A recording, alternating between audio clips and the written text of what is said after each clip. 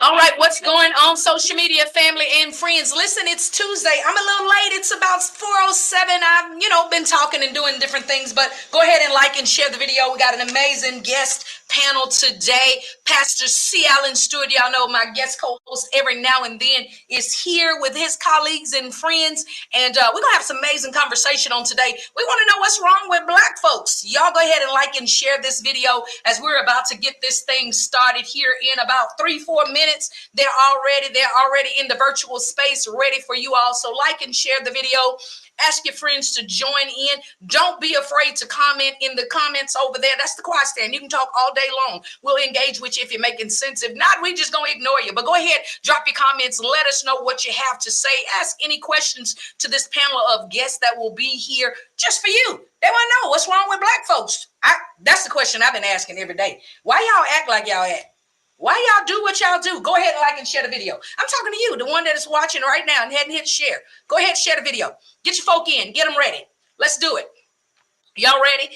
I'm not even doing national holidays today, y'all, because we got some folk in here. They got to go. They got work to do. They not sitting around waiting on stuff. They doing stuff. So, yeah.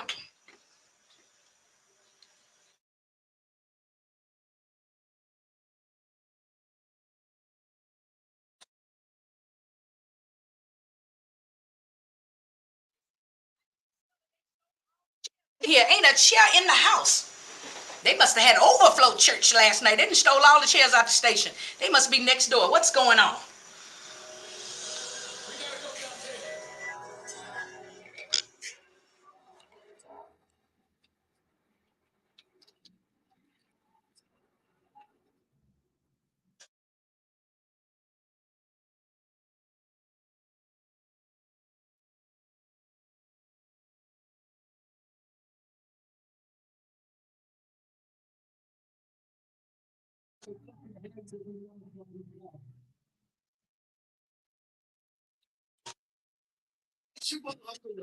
I'm rocking with music on the FIYAH Show. Oh, wait, it's your leader. What up, everybody? I'm rocking worldwide with my girl here. She keep bringing that blaze to the FIYAH Show. Oh, please. So y'all keep it funky. What's going on, Joe Boy? Like and share the video. How are you, sir? Man, you want to get in on this conversation. What's wrong with Black people? What's wrong with your people, Joe Boy?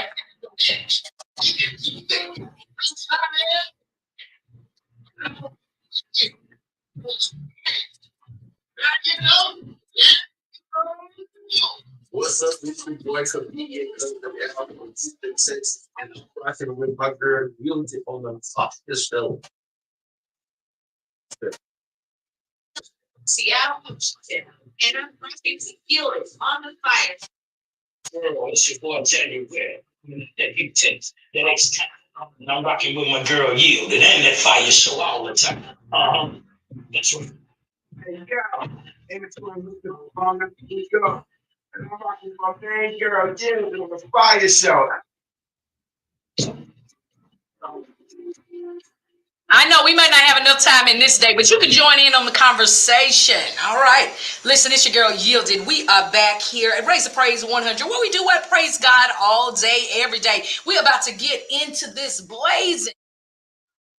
Y'all liking that music there? Those are all of friends and family that have sent in their drops. Say, they rocking with your girl Yielded. Are you rocking with Yielded? I didn't hear your voice on there. Why didn't I hear your voice? Because you hadn't sent it in to me. Go ahead and send me your drop. Let's get you added to the list there. We're getting ready to welcome our guest here into the virtual space on today. I'm rocking solo in the station, but that's all right. It's all good. I'm here. You here. Like and share. Those of you that are over on the app, go ahead and let your friends and family know that you are here on the FIYAH Show with your girl Yielded. So I'm going to go ahead and, I'm going to exercise my, my good church ethics, and I'm going to introduce to some and present to others.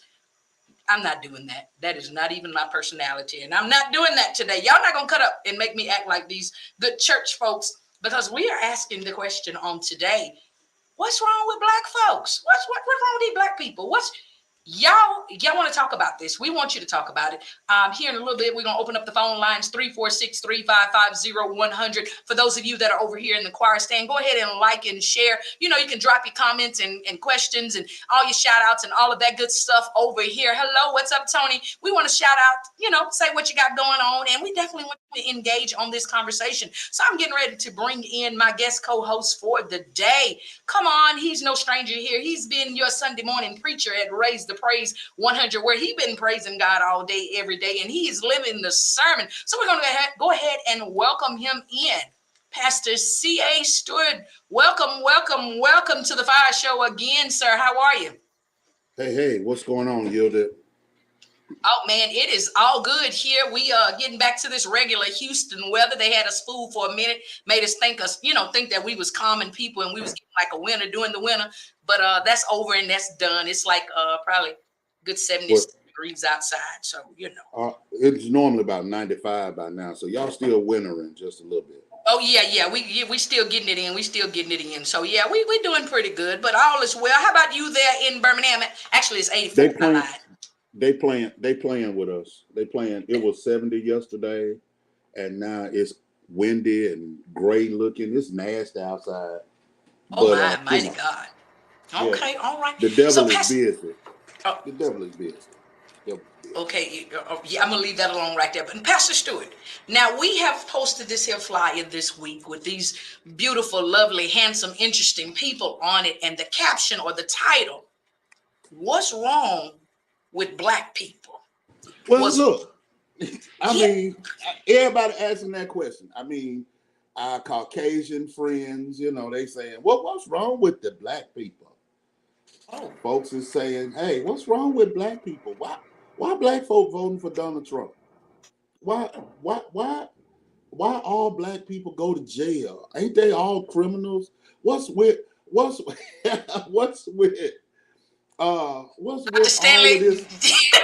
All these people dropping now. Why all these black folk live in public housing? All these black folk on welfare, all this kind of jazz. They're asking these questions. So, and let's be honest, we walk in the airport, we're asking that question. What's wrong with them folks? Why y'all got bonnets and pajamas on in the airport? Mm-hmm. I mean, what's going on with you outside at the grocery store with your house shoes on and your pajamas on, your pajamas on, you know. We looking at people like, man, didn't you comb your hair this morning? What's wrong with y'all? Not at all. Mm-mm. And I think as we answer this question, as we engage in this question with our panel today, we're gonna find out something. We're gonna discover that things are the way they are, not because there's something wrong with us. Oh my! But because what, Pastor Stewart? Are you tapping in with? Are you tapping in with Dr. Stanley, or are you just look? No, okay, we're gonna leave. I ain't even invite my friend Dr. Kerry Stanley to this conversation because I ain't want him cussing. I ain't want him start no trouble, no drama on here. Yeah, with their PJs rock, with their PJs on. But yes, I mean the panel that we have today. We're gonna see if we can get some of these answers today. Awesome. So listen, I'm gonna follow your lead, and you tell me who to bring on in, and you introduce me. I mean, just bring them all in. Just bring them all in. All right, bring them in. They can do it. That's it. Can do it. So look, I was glad to reach out to several of the great thinkers of our time, several of the best and the brightest that can properly defend, declare, and say, you know, hey, look, it ain't nothing wrong with us. It's something wrong with the system that we have to live in. So I reached out to my friend, Dr. Tiffany Lloyd. I reached out to Dr. Kurt Clark. I reached out to Black Jesus, you know, Cameron Moore. I reached out to him. Had to go get Black Jesus and say, okay, y'all come in and help me do this. So I'm gonna take a second starting with Dr. Tiff, if you would just tell us a little bit about yourself, and we'll go from there. Hi, everyone. I'm Dr. Tiffany Lloyd. I am a government economics professor, and I am the host of Jesus and Justice with Dr. Tiff. It's great to be here. Awesome. Welcome, Dr. Tiff. Dr. Clark. Hello, my name is Kurt Clark. I am a pastor here in Birmingham, Alabama at the Sardis Missionary Baptist Church. I also teach a couple of classes at Selma University and Huntsville Bible College, and I'm also a visiting lecturer at my alma mater, the School of Theology at Virginia Union. So welcome, sir. All right, and Cameron Moore. What's going on, everybody? My name is Cameron Moore. I have the privilege at this current moment in my career to write policy for my home state, which is the Commonwealth of Virginia. So excited to be here and excited to have this conversation. So I'm saying all of these folk are more than, oh Lord. You don't see him like bad kids. Just keep going. Just keep going. Oh Lord Jesus. All of these people are more than able to discuss this hot button topics. All of us are able to do that, to have this conversation. So I'm ready for it. I'm here for the smoke. So Dr. Stewart, or Pastor Stewart, let me go on and say that. Dr. Stewart, we just going to go on and get ready. And just stay right there. Dr. Stewart, we got all these doctorates in here. So we just going to stay right there in the vein of it. Pastor Stewart, we're going to let you open it up. And I want to know, before we dive into it, what prompted this conversation for you? Don't answer me just yet, because we got to get the news out the way. It's important. But I need to know what prompted this conversation. Where did this come from? And so while we get prepared for the dedicated news, I'm going to allow you to think on that. And then I want to even pose to your panel before we dive into it. When Pastor Stewart came to you and suggested this conversation, what made you feel like it was necessary to go into it? So, Pastor Stewart, that's your question. And then Dr. Tiff, Dr. Clark, and Reverend Moore, those are your questions, okay? Y'all ready for the dedicated news? So, yes, you are, Pastor Stewart. Don't worry about it. You're ready. Don't worry. This is your second favorite part of the show. Don't worry about it. So, y'all, Dr. Lloyd, Dr. Clark, we bring news in an unorthodox way. So, just, bear with us. Pray as you will, okay? And like I told her, I don't want her in my cabin because she'll steal the sweet out of sugar. Oh, let me tell you, I got the show right now. Well, what's up, y'all? What's up? It's your boy Cousin L with your dedicated news right here on the FIYAH Show. Top 3 news stories of the week, the news you can use. Y'all, I'm trying to clean my spirit, and they say as long as you got apple cider vinegar with the mother, it'll get you clean inside. So run the intro.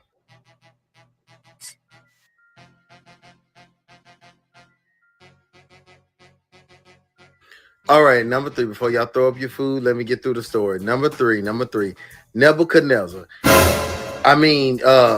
Donald Trump, the 45th president of the United States of the world. He is in the news again. He was speaking at something. He always talking. He's the most talkingest person I ever seen that ain't president no more. But he was talking at some type of symposium, or maybe it was something with the election that's coming up. And when you're speaking and you have these lights out, he said he could not see everybody, but he could see a select few of people and a demographic of people. So watch what he says.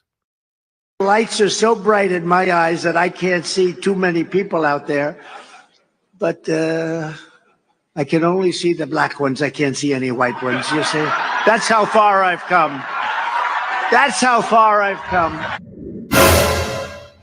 Like, bro, did you really just say that? Like, did he just say that? I'm confused. Ooh, I wish I was there. I would stood up and said, well, orange is the new black president, so, pumpkin, I'm trying to jack-o'-lantern. what? country do we live in where you can make that statement and you can say that and people are still supporting you? Like, that shows you how crazy Make America a Jungle Again is, or whatever it's called. Y'all, that tells you how crazy, how we need to vote. Y'all, we got to get out and vote. We got to vote to get these people that are in offices like governors and senators. We got to get them right so that they can vote right. That's what we have to do. So we got to get Rolling Thunder, Hear My Cry here in Texas. We got to get him out of office. You know, that's all I'm saying. And get somebody else in office. Y'all, it's imperative that we vote because we don't want to relive. We don't want to relive this again. And y'all know how it was when we were in it. So let's just make sure you voted. Make sure you voted. And I'm not one of them people who say it don't matter who you vote for, just vote. Let your voice be heard. No. If you unsure who to vote for, inbox me so I can tell you who to vote for. Okay, now that's just stupid. I ain't gonna tell you. It don't matter what kind of car you get, you go get a neon looking stupid. But no offense to anybody who has a neon. Let's go to the next story because I think I'm making this worse. Vote. Speaking of voting, congratulations. The people have spoken. And Sandra D from Houston, Texas, has won Gospel Comedy Entertainment's first open mic showcase. She ripped it. She got on that stage and got down.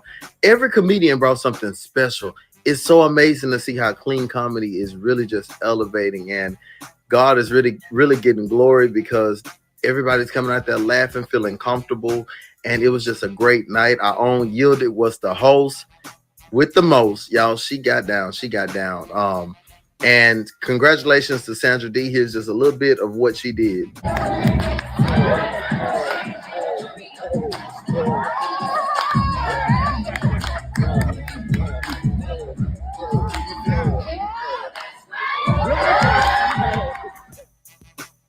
So yeah, congratulations, Sandra D. But not only did we have amazing comedians, it was an open mic, and I guess they didn't say we wanted just comedians because we had a singer, Leroy, and Leroy came out there and he put on a show about 4 or 5 times. He came out like 4 or 5 times the first, and he had a wardrobe change. The first time it was like Beyonce's country album, like, you know, he had the boots, he had all the. Then the second time he came out, it was like the Wizard of Oz.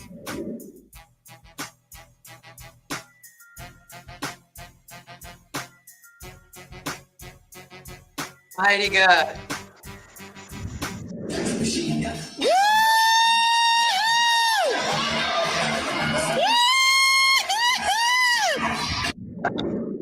Yeah, so, you know, Lee to the Roy, by the time the end of the night came, he was basically assistant and Yielded with hosting. He was just out there. So, you know, we praise God for him. We're praying for him. We're praying for Yielded's blood pressure. I knew she needed a blood pressure cocktail probably by the time she got out of there. But it was a great night. I can't wait to the future dates. It'll be posted, I'm sure. And we had a great time. So the next one, comedians, if you just want to try it, come out. You have nothing to lose. It was a lovely atmosphere. And we go cheer for you and laugh no matter what. I'm asking now what's wrong with All right, the number one story of the week. Wendy Williams, let's keep her in prayer. They released a statement this week saying that she is suffering with dementia and some other health challenges. She's been through some things. For those who don't know who Wendy Williams is, you must have been living under a rock or in seminary, because Wendy Williams was the queen of gossip and with the Wendy Williams show. And it seems that life has just happened to her, and now they have a documentary out and people are seeing how she's not so happy, not so cheery anymore, very snappy with the people who are working for her. And some people are not happy with how she's speaking to her assistants and how she's changed. But let's just take a look of what the documentary showed. Only one coat, please. Only one? Okay. Yes, just one. Oh God. What are you doing? This just makes sure that the coat No, take this off. Okay. You said the same thing. Take that off. Are you stupid? She's disgusted with me. That's okay. Young Diller. Can I take this off? Yeah. I'm fine. Thank you. Thank you. I wish you would get liposuction. Okay. What the brand is this? Ugh. UGG? Yeah. Put it in the same position, please. Close it all the way.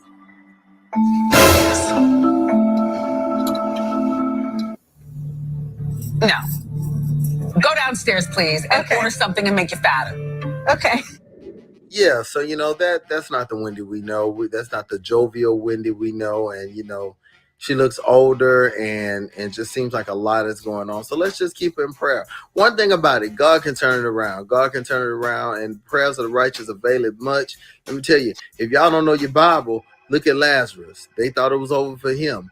But Jesus said, Lazarus, come forth. And my grandma said he got up with a beating heart and a smelling fart. And so we know what God can do if we just continue to keep her in prayer and let his will be done. That's all we can do in this situation. What is wrong with Al? That's my question.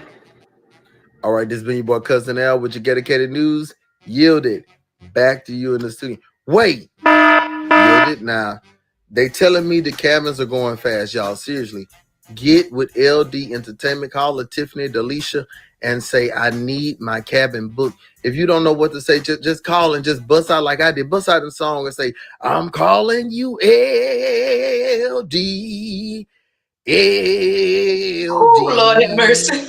Book my saved and silly. She gonna know what you're talking about. She gonna already know. She gonna already know. You ain't gotta give her no rundown. She gonna know what you're asking for. That's all I gotta say. Just sing it a little bit better than me. She might give you $5 off, but yeah, call her. And one more thing, this is what I want to know. I was given this by a fire night, and I don't know if y'all want to go or not, but I always want to give anybody who is interested in hearing a word from on high. This was given to us on this past week.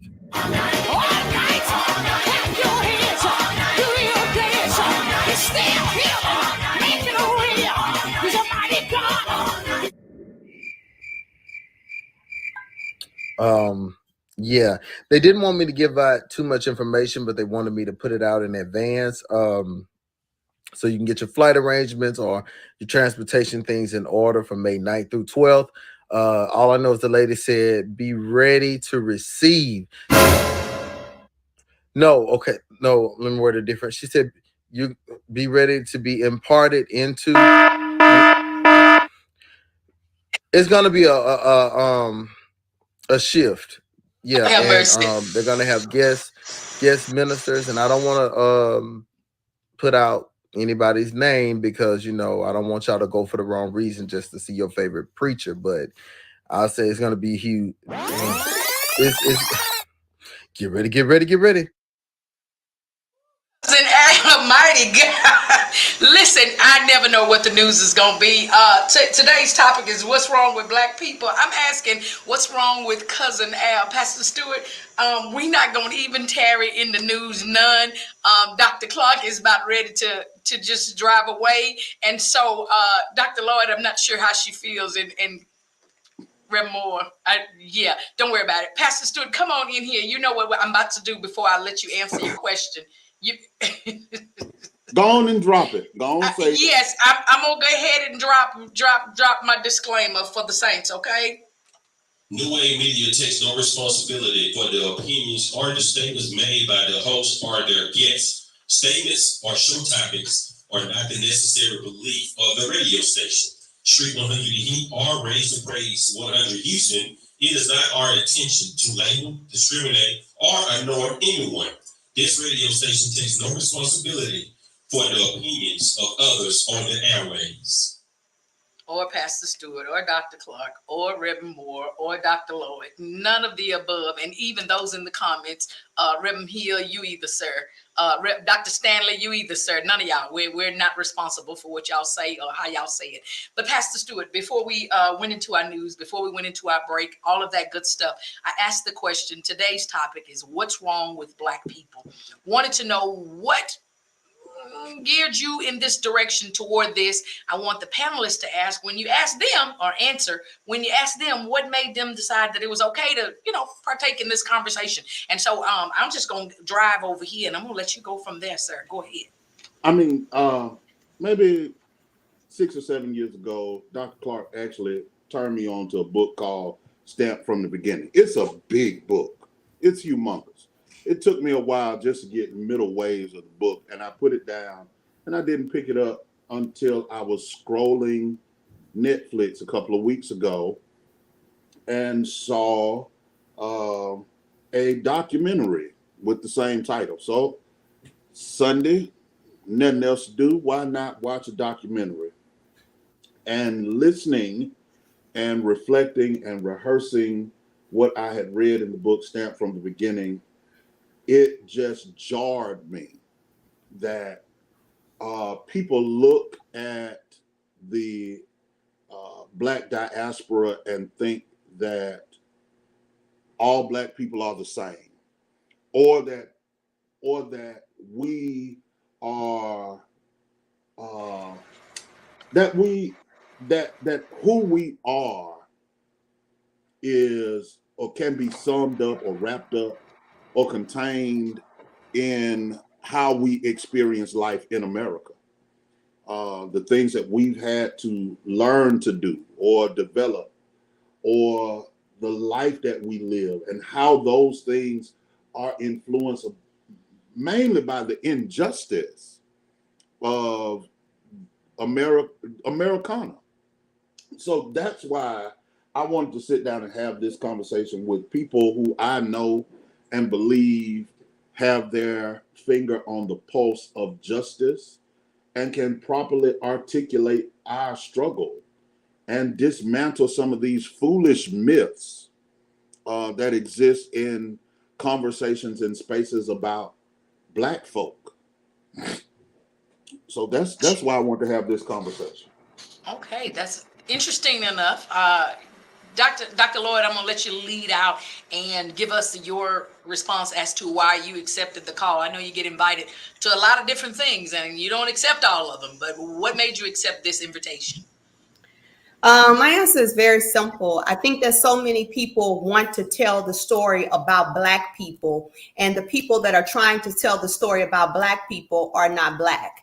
So many people try to tell the struggles and the hardship and what Black people should do, but it is not the people that look like us. And so I think what better way to have brilliant minds of African American brothers and sisters that can answer the question of what's wrong with Black people that are Black. Awesome. Come on, Reverend Moore. Come on in here. Dr. Clark, I'm saving you for last. Your forehead is speaking to me. You got it all balled up. Come on, Reverend Moore. I definitely would concur with Dr. Lloyd. And I think just from my own individual perspective, working with government and seeing the nuances between local government and I sit in the middle at state government to federal government, I accepted the invitation because I recognize my privilege to have the understanding of the nuance of how government works. And I recognize that not everyone has the opportunity to know that and know how to understand or comprehend how it functions. And oftentimes people say, Black people aren't invested, or they don't know, or they're ignorant to it. And I think we have to be honest and have some integrity about the response that we have in relation to that. Because truth be told, because of everything that Pastor Stewart just said, we don't really have the opportunity or the time, the regular person, to be so invested into the inner workings of government. And so I think that it's important that to the degree which we can, we invest ourselves into that process. Awesome. Come on in, Dr. Clark, and add to this thing. Okay, let me unmute you, or you unmute yourself. Let's see. Okay, you're unmuted there. There you go. I responded to my colleague's invitation to be a part of this conversation because at first and immediately it piqued my interest into the quizzical nature of the question that suggested to me or implied to me that there was something defective with people who look like me. And then upon other review of the question or consideration of the question, I thought that instead of it being something that was perceived as defective, it could be perceived as something that was desirable. Like, what's wrong with Black people? In that the rhetorical kind of nuance of that question is not something that is deficient or defective, but it's something that is desirable. I mean, Black people, we have the magic, and we are the envy of this world entirely all over. And everybody wants to be black, but not everyone has the chutzpah or the temerity to make that admission. Black is not the new anything. Black has always been the envy of this world. I like the way the sister says it on the continent of Africa in Song of Solomon, chapter 1. She says, I'm black and I am envy. I am black and I am beautiful. And she says, because of her beauty, she was the object of jealousy. And so, in the words of, who was it, Chris? It was in words of Frances Cress Welsing in her book, The ISIS Paper. She says that the responses that are heaped against and upon people of color is because of a melanin deficiency. And they do all they can to look like us, spend an entire day sunbathing. They'll get lip augmentations and all the likes. But still, there is something of this kind of in the book that Chris referred to, stamped from the beginning. It's 3 approaches to the question of segregationist. Secondly, there is the anti-racist, and then there is the assimilist. And then, the assimilation kind of aspect of it is that they will admire us at one moment and then loathe us the next. But keep on being black. Keep on wearing your what you wear, because if it makes you feel comfortable, there is no universal metric or measurement that we can rise to that will ever make us appear to be acceptable in these yet to be United States of America. So, yes, sir. So go ahead. that's where I want to start out. Like that's where I want to jump off, because one of the myths that are addressed in both the book and the documentary is this idea of assimilation. And Dr. Clark brought it up, that they want to be us, so they will get enhancements done. They'll sunbathe, et cetera, so forth, so on. But here's my question for the panel. Do black folk want to be white? I saw a clip this week where a gentleman talking about the disparity of funding to HBCUs. And in his anger, he said, we in our community will send our best and our brightest to a PWI. We'll send our best and our brightest to that school and wonder why they come back not connected to us, not desiring to be with us. So let's start right there. Dr. Lloyd, as an educator, as the product of an HBCU. By the way, I did read the article that came out today that Mississippi is trying to destroy the HBCU. Especially your alma mater is on Mississippi's hit list. What do you think? Do black folk want to be white? Is that true? Is that a myth? What? I think it was Brother Reverend Moore who said it. I think that we have to have some integrity with it. Let's be honest. There are some Black people that do want to be white. There are some Black people that have self-hatred. I mean, we can call the roll, and we can start with what's his name? Clarence Thomas, a person who built his career on affirmative action and said that when he received his JD from Yale, that now when he got a stamp, a 15-cent stamp, he put it on his degree. But this is a person who entire career, his admission into Yale, his admission into a private school in high school, and down the line until he took the place of Thurgood Marshall that has made it for affirmative action. And now that he has made it, now he does not want to help people that look like you and I. So I think that there are people out there that do struggle with self-hate, but I think that for me, I can tell you that this Black woman does not desire to be white at all. But I do think that we have to be honest. There are some people that struggle. There are some Black people out there that do feel that if it's white, that is right. So I think that we have to be fair in answering that question. You know, we have this, I even have students today in my class, in my intro to political science class, there were African-American students who were indicating and saying that that this nation would be such a better place if Donald Trump was there. They were putting down their own race. And so one of the students even said if he had to do it all over again, he would not come back as a Black man. So yes, there are people out there that do struggle with their identity. Lord help us. I mean, so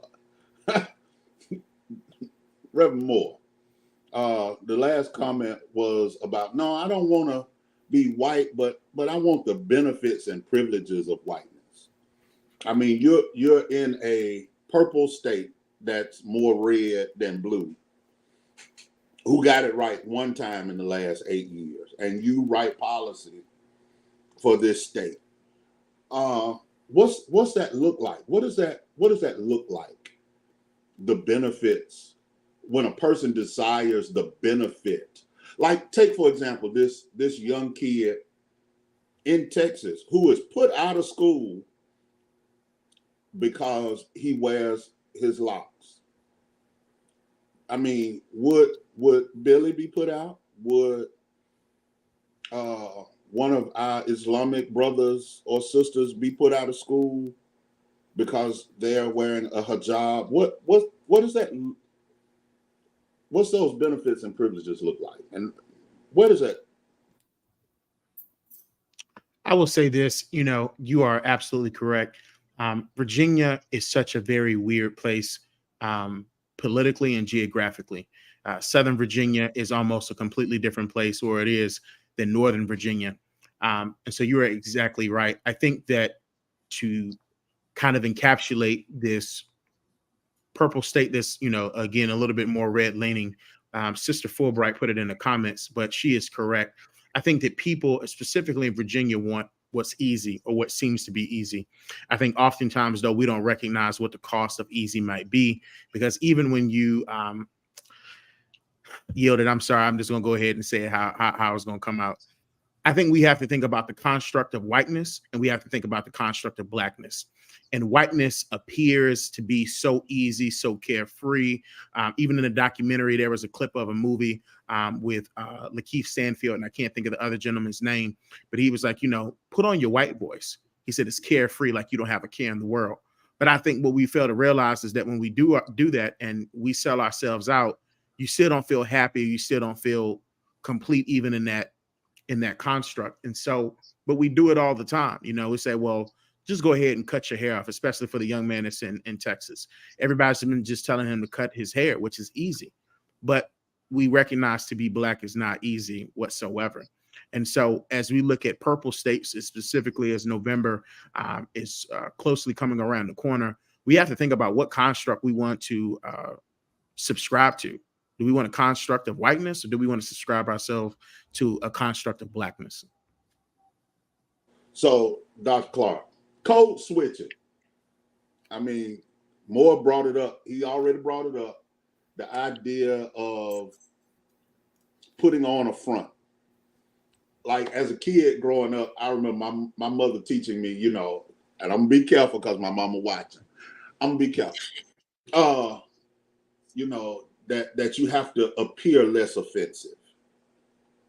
That you have to even alter your voice, alter your demeanor, shrink yourself to be more acceptable. So kind of flesh that out, the idea of code switching and why to assimilate, we are the only ones forced to deny who we are in order to be acceptable.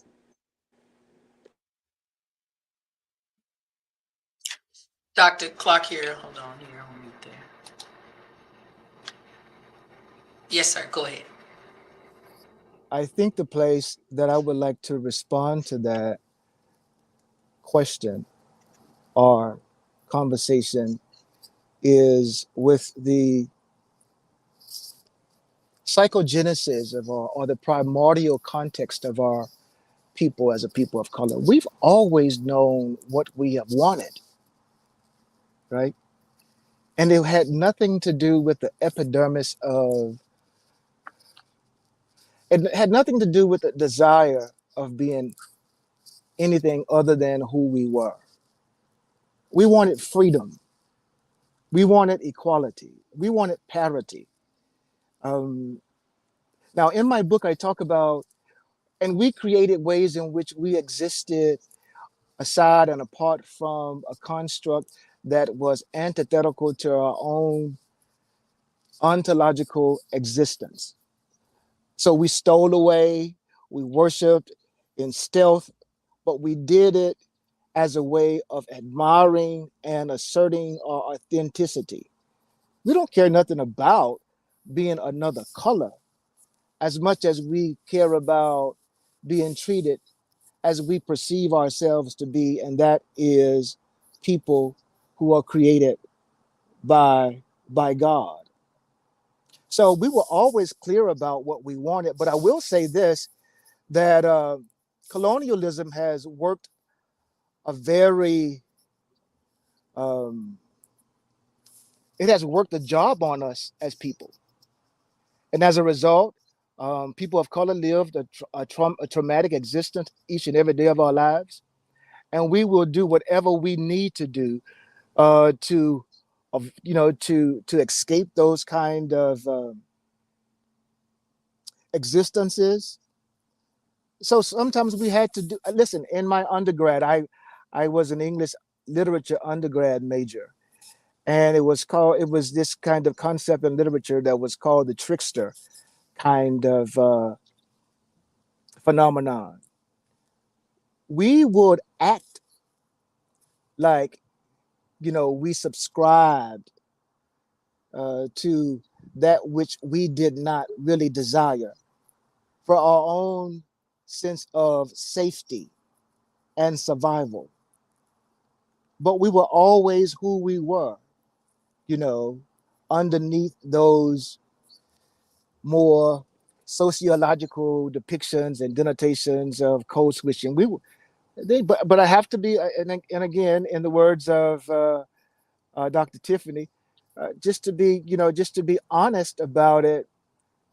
Some people have done it to no return, but it does not matter how high you ascend the ladder of hierarchy in this country.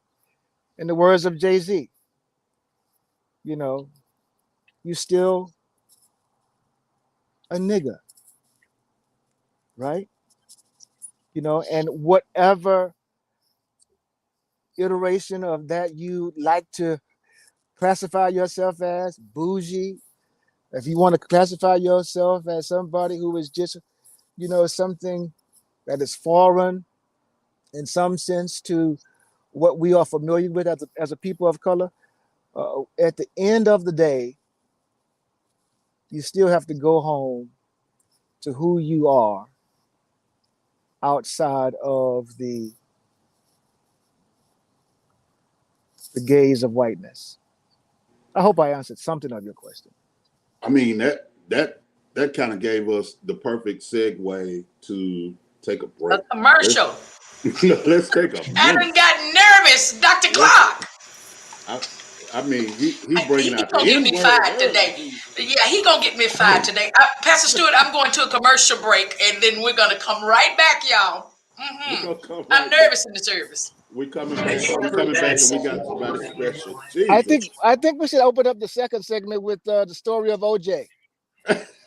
Oh, mighty God! I'm so nervous in here. I don't know what just happened. I'm so sorry. We got a quick pop in. Yes, we got a quick pop in. I got to bring this out for the second segment. Hey, y'all in the quiet stand, it's gonna get hot. It's gonna get hot because our next question is, hey, Saints, Are I all like my black folk job. criminals? Are all black folk criminals? Why she clutch her purse even tighter when I walk by? Why Jesus. why are all black folk criminals? Are all my cousins going to jail? Just because I know that there's a problem. I know that 90% of black males in a community have either been to jail, on parole, or on papers. But is that it? What's the deal? How do I Oh share yeah, this on my page? How do I share this again? Can I just go to the top where it I says share? Or tag me, no, please, Chris. I shared it for you. Oh, thank you. I He wants shared to it for share it you. on his page though. Yeah. We look. Pastor Clark is not. He is brilliant with a pen, brilliant in the pulpit, but tech savvy. Tis not. He is not. I'm sorry. Tis not. Hey God, Tis. I'm so nervous.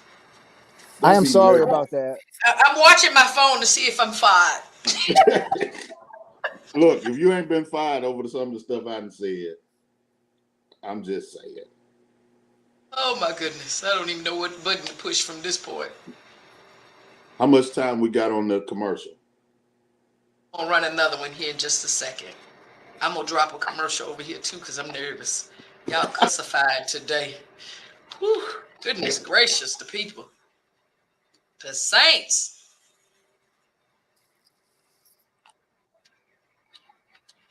Yeah, I'm running commercials over here too because they cutting up. So how do you see the comments? I mean, forgive me again. Actually, all coming on the screen here, and I add them in as they comment. Oh, I So see. I that's see. why I if see. you share the live on your page from my page, then I'll be able to add the comments here. But if you just go straight to your page, then I won't be able to add those comments. Got it.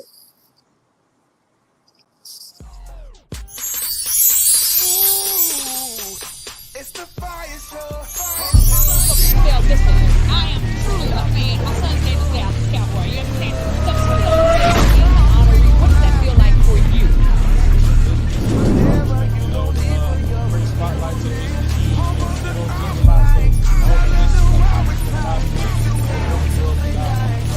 And what does that feel like for any other person coming behind you to know by attending the future? All your dreams become strong. Don't let anybody say you can do it. Awesome. Thank you so much.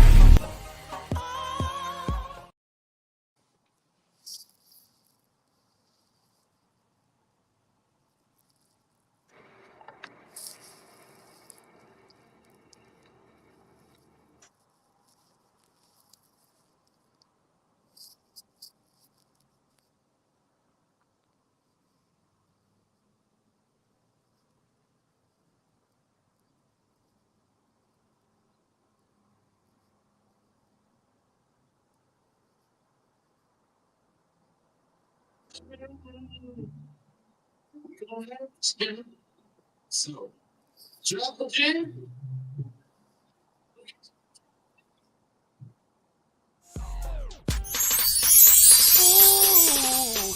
It's the FIYAH Show. Hey guys, Janice Harris here from Houston, Texas.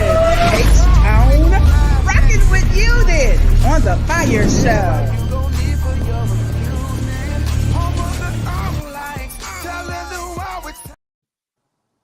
Georgia. Which is on driving. It's awesome.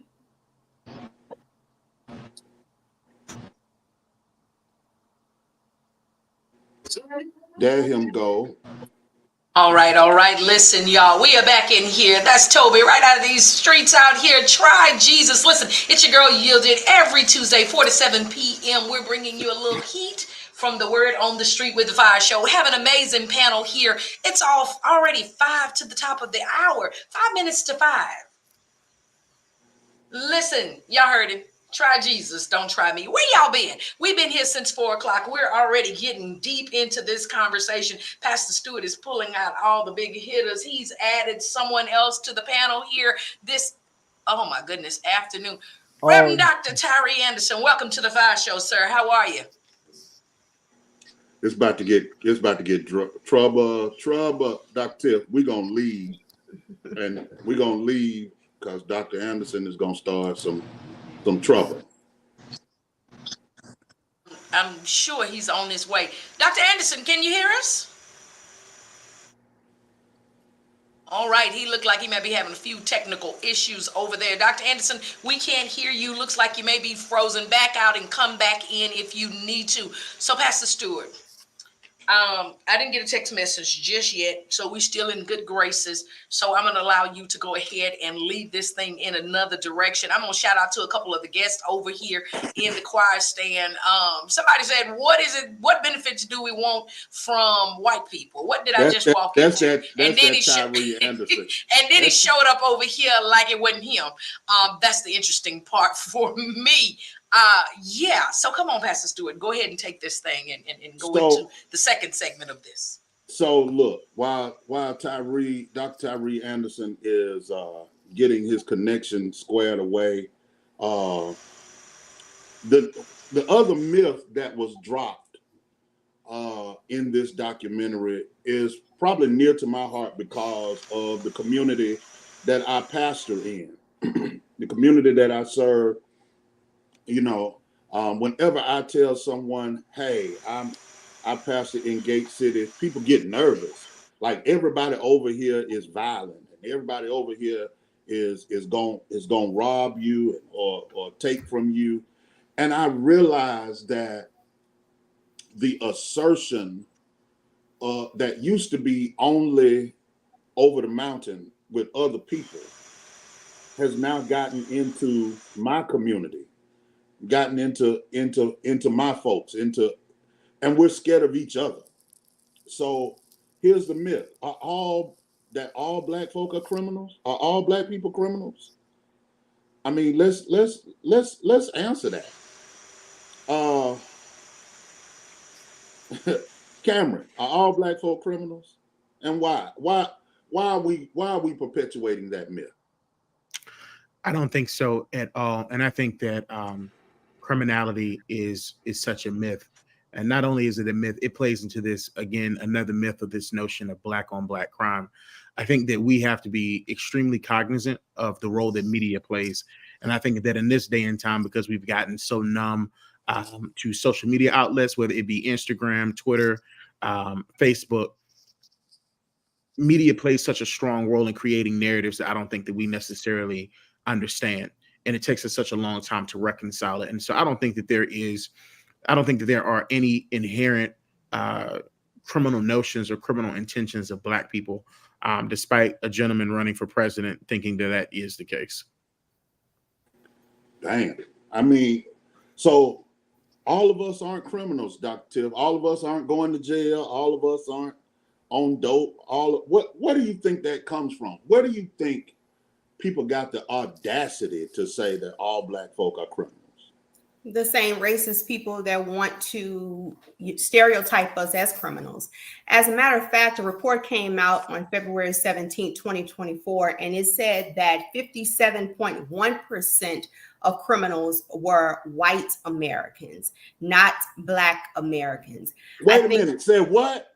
57.1% of inmates are white Americans and 38.7% of inmates are black Americans. So I think that it's so important for us to do our own research, because we have been conditioned to believe that if it's on social media, if it's on TikTok, if it's on Instagram, if it's on Facebook, or if we hear some of these media biased news outlets like a Fox News that tells the story, we've been conditioned to believe that that's what it is. I mean, this is, according to Fox News, one of the anchors, I don't know if anyone saw it, but someone said this past week that many black people will be joining the Trump campaign because Trump just released his sneaker line, and that black people love sneakers. And I think that that should be very insulting to any person African American, that you would limit us and belittle us and think that all you have to do is just throw us some sneakers and that would compel me to compel me to vote for you. So I think that for those that are out there that don't believe the hype, 57.1% of the inmates are white Americans, not Black Americans. Wow. I mean, so look, Dr. Tyree Anderson has come in. I want to give him a chance to jump in because of his background, because of his groundbreaking work on the criminal justice system and the role of the church. Dr. Anderson, What up, bro?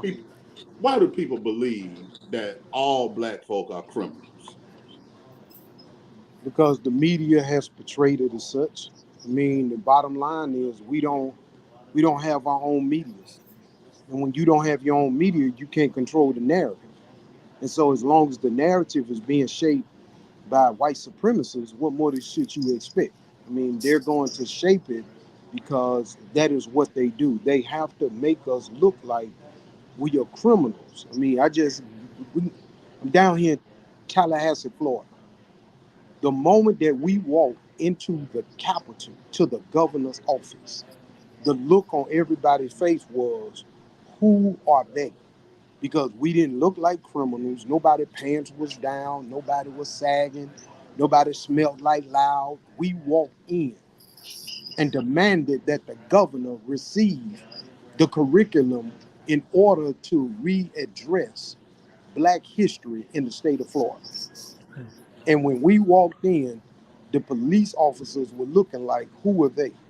And as we were leaving, after the governor sent out somebody, because the governor was scared to come and face these professional clergy, these professional Black men and women, we ran into another crowd that was coming to make another gripe with the governor about the Hispanics, about how the Hispanics are being treated in the state of Florida.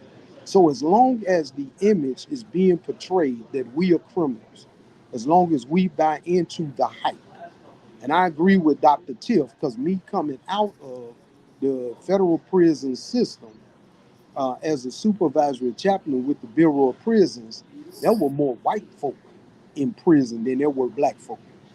Wait a And minute. we You don't, and told we me don't, something. You told me something recently that shook me.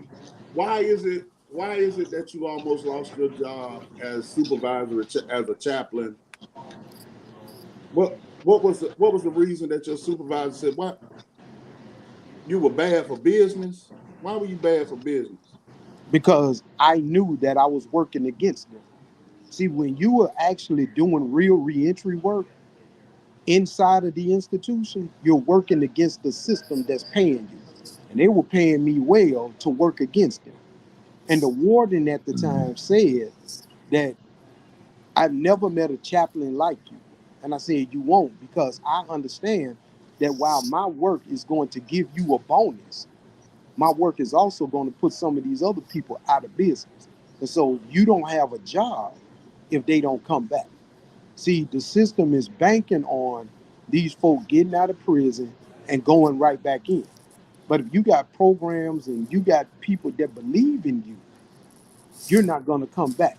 I got a major reunion that's going to take place with about 60 to 75 women that's going to convene in Birmingham at the church I pastor to have a big reunion with a pastor. And who are these women? These are women that will never go back into the federal prison. Some of them are real estate tycoons now. Some of them are business owners. Some of them are senior management. Some of them are even running for office. Why? Because I told them that you absolutely can do it. And when they hear somebody tell them that it's possible, they tend to believe that person instead of somebody else. I stayed in trouble because I told them, don't answer to the term inmate. That's not what's on your birth certificate. That's not what your mama called you. So you don't answer. When they say inmate, keep walking. And I guarantee you, as soon as you start walking, they'll remember your name. And that's exactly what happened. So I got reported on constantly. But I ain't care. I was in there to shut it down. So, all right, Dr. Clark, I see you done broke out the books. No. Reality versus stereotype. Reality versus stereotype. What's the reality? What's the stereotype? Dr. Tiff already took us down this road. The reality is not every black man is a criminal. Not every black woman is a criminal. The stereotype is everybody is a criminal. All black folk are criminals. Everybody lie. Everybody cheat. Everybody steal. All black folk steal. All black folk are lazy. Is that why? How do we get that? What does that look like? How do we combat that? Again, I would like to respond to the question as I thought about it being responded to by other panelists. And the question that I wanted to respond to is, are all black people criminals? My New Testament professor at Virginia Union was Borkin Sanders. I think probably for the longest of times, I was kind of considered to be, his real protege. But in response to the question, are all black people criminals? I want to say this, and I hope you'll understand it in the context in which I share it.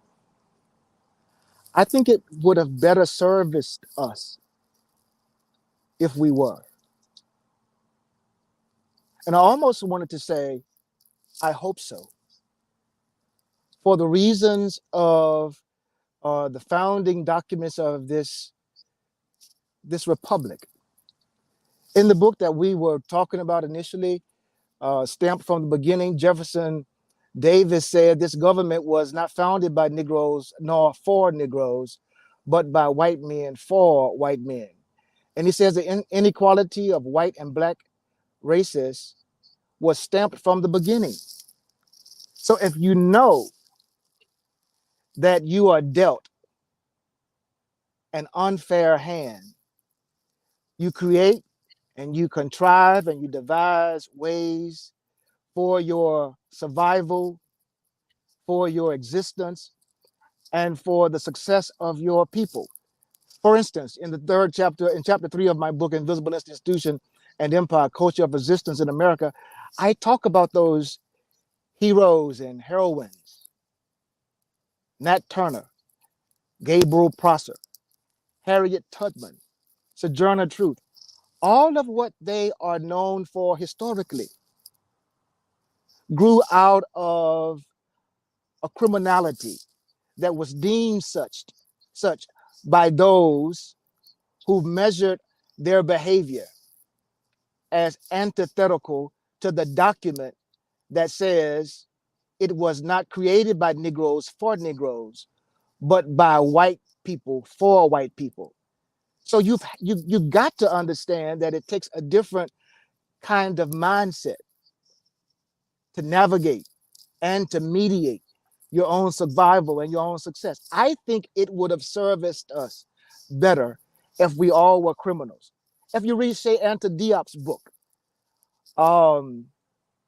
Barbarism and Civilization, he says that those who were thought to be barbaric were indeed the most civil. And those who were civil have, everywhere they have gone, exhibited and manifested barbarism.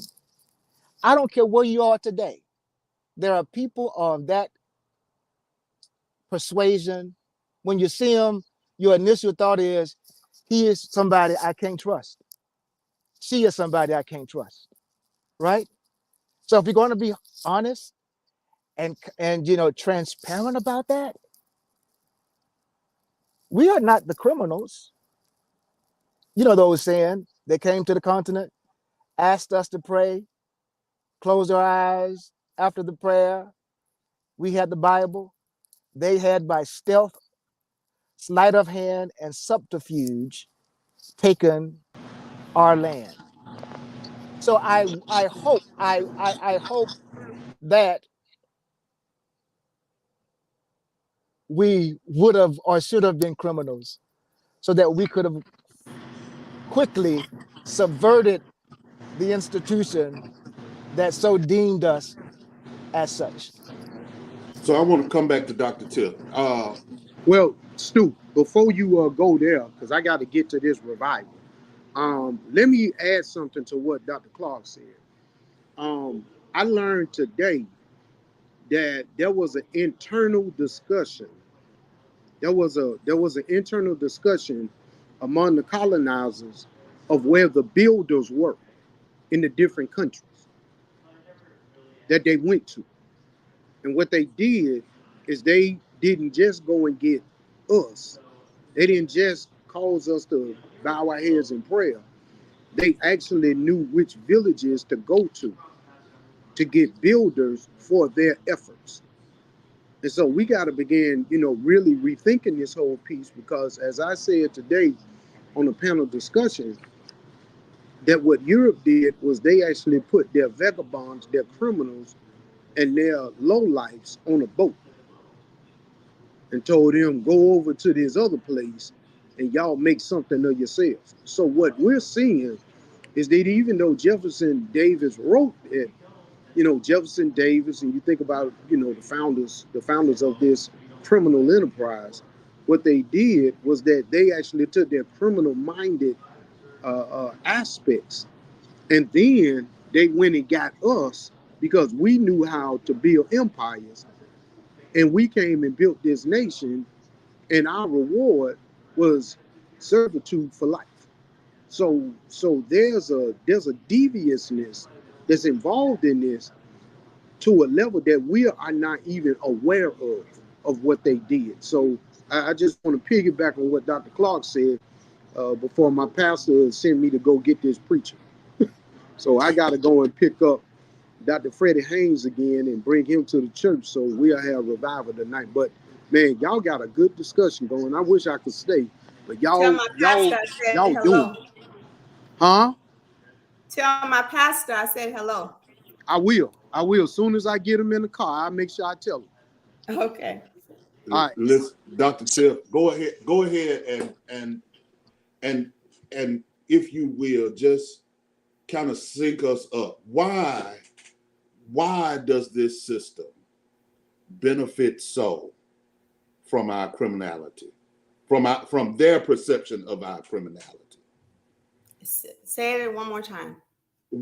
Why is it that the system, the wheels that make America run, seem to benefit so much from criminalizing us, from saying that all Black folk are criminal? It seemed to me that it would benefit more if we as a people were not criminalized in the mind, that people did not look at us and automatically think that there goes another criminal, there goes another drug dealer, there goes another drug user, et cetera, so forth, so on.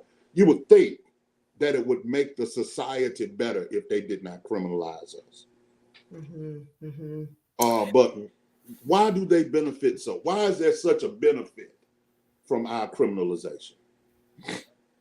I don't want to get yielded in trouble, so I'm gathering my thoughts.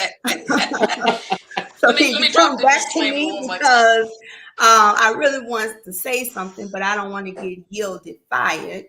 But if we were on Jesus and Justice, this would be raw. So I got to invite all y'all on Jesus and Justice. So can you come back to me and let me, instead of me having rated R thoughts, let me get to Disney Channel thoughts. So when I watched the documentary, the young lady on there that wanted to cuss, she kept saying interject explicit. So just say interject explicit and let us pick which word you would use. I think that's all of my words right now will be beat, interject explicit, interject explicit. Go ahead. Who's next? It's showtime.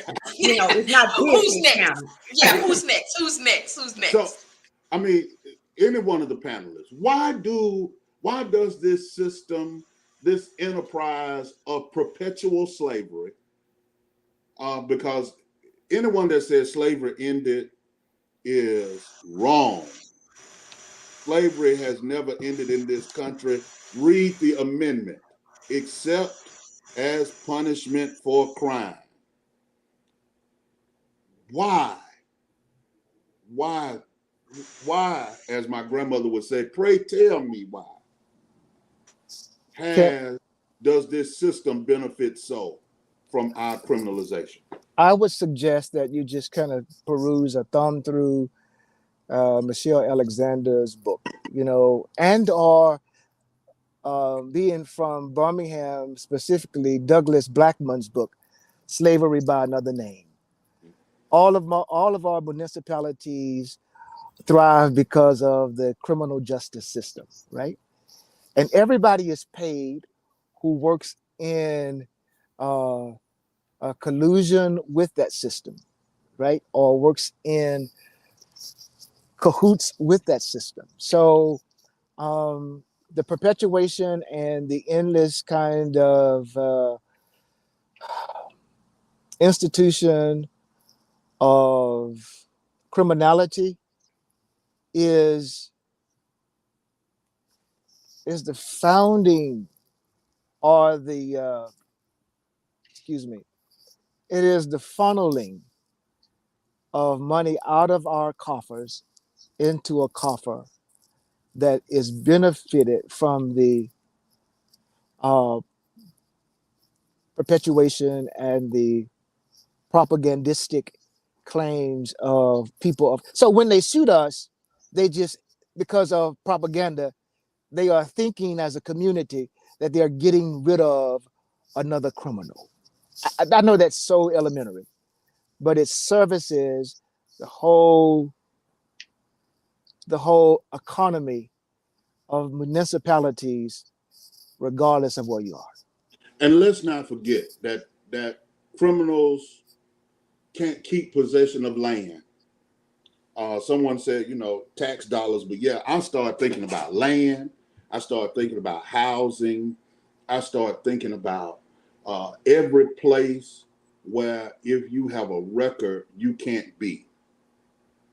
And I start thinking about every space that if you have a record, you can't be. And I start thinking about all of the limitations that you are unable in the state of Alabama, even though our governor decides to shrink the list of crimes that limit your ability to vote. That only benefits so many. But when you criminalize marijuana and you criminalize this or you criminalize that, or you just criminalize me because of my skin, you criminalize me because I live in a poverty-stricken area, so you over-police me. You treat me as you want me to behave, and then pretend to be surprised when I behave. Yeah. When I Sister, respond. I have a question. Okay. Based on the concept, even the maturity level of the documentary, and even the knowledge that's encompassed in this book, how does this documentary, how does this book foster the conversations that you as ministers, influential people in the community, how does it foster your conversation with the individuals that are not, this is not in the forefront of their mind. It's not a popular conversation. It's not something we're wanting to talk about. How does this documentary, this knowledge, this book guide this concept or this conversation from you as influential people, ministers, where the Black people has gone to the church for our everything, that's our foundation. How does it, how do you guys, how does this take on the narrative? It's not popular. My children are not wanting to hear this. Your children and even younger children are not wanting to hear this. So how do you guide this conversation? How do you open this up and put us in this place that we're not walking into the stereotypes and things of that nature? I think I'm gonna let Dr. Tiff get this one. Come on, Dr. As our resident. We're still on the air, Dr. Full-time educator. I think that you have to understand that what our young people have to understand that in order for us to know where we are going, you have to know where you have been. I kept hearing a couple of you all talk about land, and it started making me think about the 40 acres and a mule. I know we all know the story about the 40 acres and a mule. And, thinking in line with the question that he originally asked, the question about the condition of why do they want to keep us down. And I want everybody to remember that when Lincoln died, Johnson was the vice president, right? And remember when they did the abolishment of slavery in the 13th Amendment, they indicated that there was going to be 400,000 acres of land that was going to go from, I think it was Florida to Georgia to, from South Carolina, Florida, Georgia to Florida. And they met with 20 powerful African-American pastors about how they were going to distribute the land and divide the land, that everybody would get the 40 acres and a mule. It was really borrowed mule, but we understand. And then what happens? Lincoln gets assassinated. And Frederick Douglass said that that was our only hope. But I love how Harriet Tubman told Frederick Douglass, she said, have we forgot that you said that our only hope that is in Washington is now gone? And Harriet Tubman looks over at Frederick Douglass and says, have you forgotten about God? I thought that was so powerful to hear Harriet Tubman say that. And then think about it. Andrew Johnson, a white supremacist, a person who hates Black people, a man who felt that he did Black people good by owning them, a man who, by the way, was our first president to be impeached, a man who indicated that Black people should never be considered as people, but as property. He canceled the order. So when Black people had an opportunity to get on their feet back then, it was a racist white supremacist. And let's not forget, ladies and gentlemen, that Andrew Johnson was best friends by Francis Key. To our young people out there, when you say the Star Spangled Banner, it was written by a racist white supremacist, Francis Key, who did not feel that Black people should be looked at as people, but as property, and who was the brother-in-law to Chief Justice Roger Taney. And why do I bring him up? Because we got to go back to Dred Scott versus Sanford, 1857, when they said that Black people were inferior beings. 2, once a slave, always a slave. Then all slaves should return to their slave owner. But peep this, ladies and gentlemen, who don't feel that it's relevant. He said that when they wrote the Declaration of Independence, we hold these truths to be self-evident, that all men are created equal. They're talking about white men only. Why did I bring all that up? I'm so glad that you asked the question, because for those of you out there who don't feel that this stuff is important, you got to know your history. You got to know where you've been. You got to know that how far you've come, how it was a crime for Black people to vote, that we were not looked at as people, but we were looked at as property. And so for any person out there who don't feel that it's relevant, open up a book. Listen to your elders, the people that tell the story. Do you know that it is a privilege for you to vote? It's a privilege for you to go to whatever college that you want to go to. The reason why they have Alabama State and Alabama A&M is because they didn't want you to go to University of Alabama. The reason why they have Alcorn State University is because they didn't want you to go to the University of Southern Mississippi, because they didn't feel that Black people were smart enough. So it makes me cringe when I hear people say that this stuff ain't important. You better open up a book and stop going to social media for your information and going to TMZ for your information. You got to open up a book and know your rights and know your history and know that the privileges that you take for granted every day is somebody that sacrificed their life for that. Y'all ain't asked for none of that, but I gave it to you anyway. Thank you, Dr. Tim. I just felt something in my turnaround. Listen, I want to say 2 quick things before we go on our next break. First, Jeffrey Garner, my twin, Jeffrey Garner dropped in. Isn't the church still our foundation? Dr. Clark, go ahead and show us your book again. Look, the church is still our foundational spot. It is where it is still the backbone of Black society.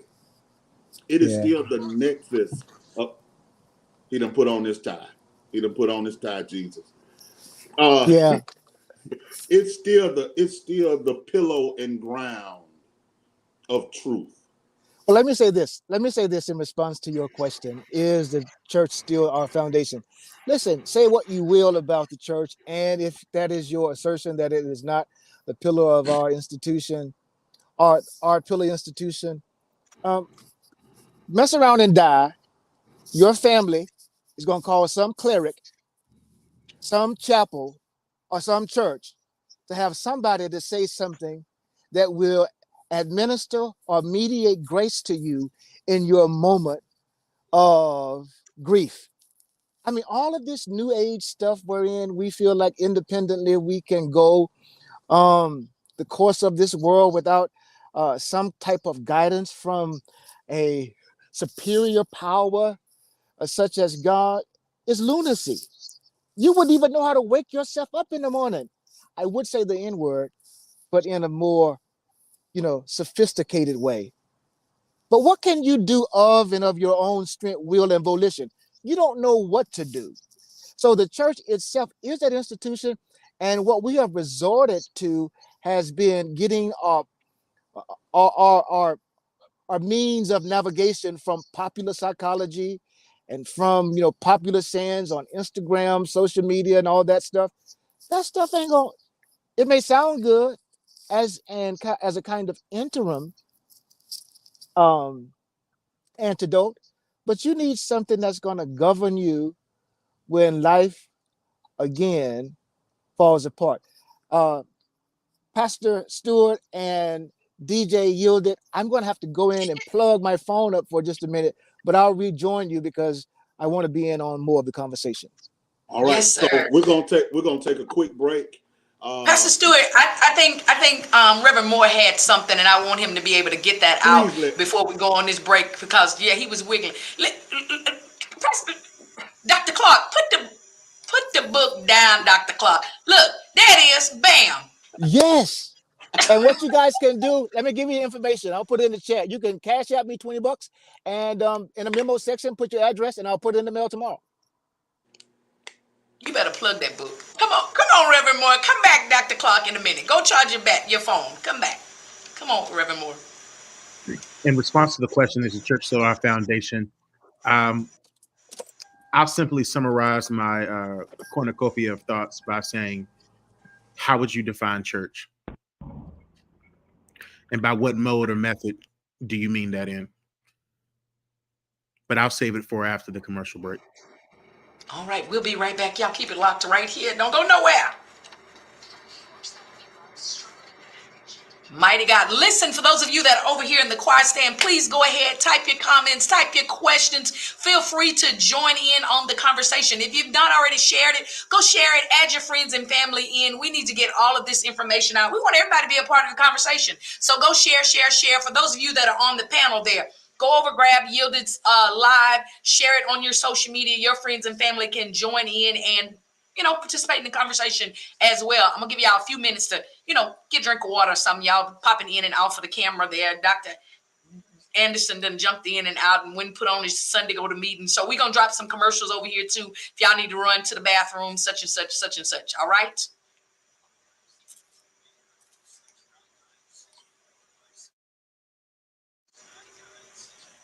Listen, if we even think you owe us money, you won't know what hit you. We'll put liens on everything you own. Raid your bank accounts, retirement fund, pension. You'll open up your paycheck and cry because we'll already have the money. We'll haul you into federal court and you might even go to jail. Hey, it's our job. Don't fight the IRS alone. The Tax Doctor is here to help you negotiate your tax bill and reduce your stress. Our experts will fight for you using IRS guidelines to stop any IRS actions like bank levies or wage garnishments. Plus, eliminate penalties and interest and reduce your past tax bill so you pay the IRS less. Help is here to deal with the IRS to reduce your stress. If you owe $10,000 or more in back taxes, do not call the IRS alone. Call a tax doctor now for a tax emergency analysis. I'd have my mom call the number on the screen. You come see me alone. We'll work it out. Really, we will.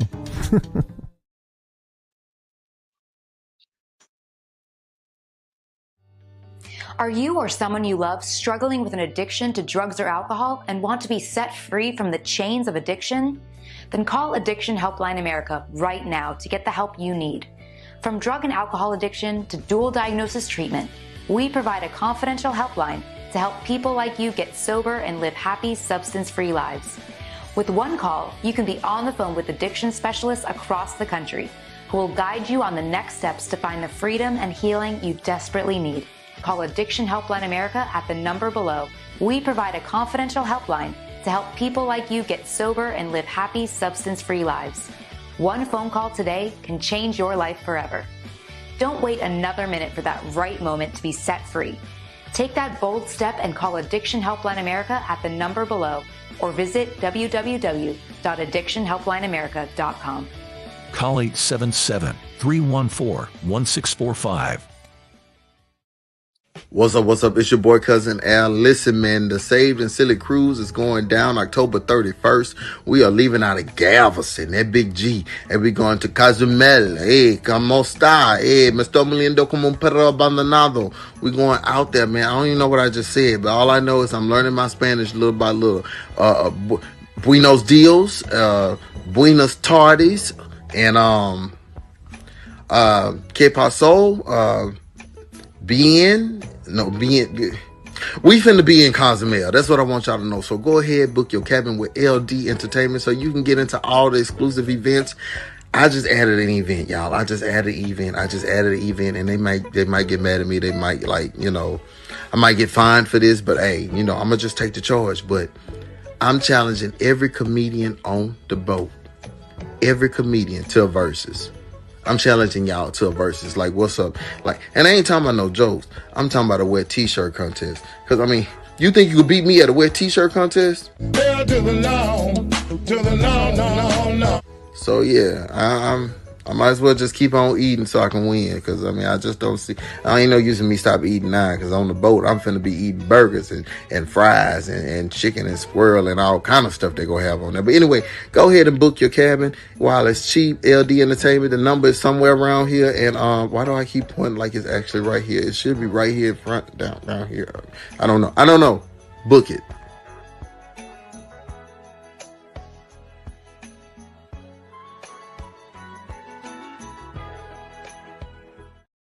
Sunday, April 14th, Houston would never be the same. It's the Gigantic Gospel Concert 2024, and it's one gigantic lineup featuring Pastor John P. Key. Never shall forget. Kalante Gibbon. This ain't no ordinary words. Also, Doc McKenzie and the Highlight, the Canton Spiritual, Lisa Noel Smith and the Brown Singers, the Cardi Cortez.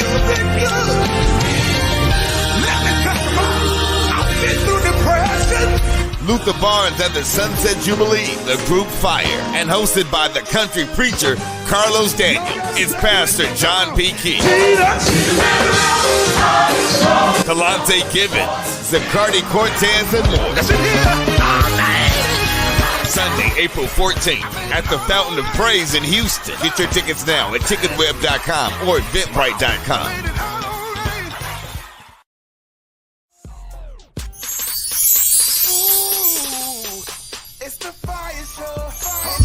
I'm your head digging Tuesday for South Louisiana. I'm hanging with you on the FIYAH Show, the FIYAH Show. I'm your head digging Tuesday.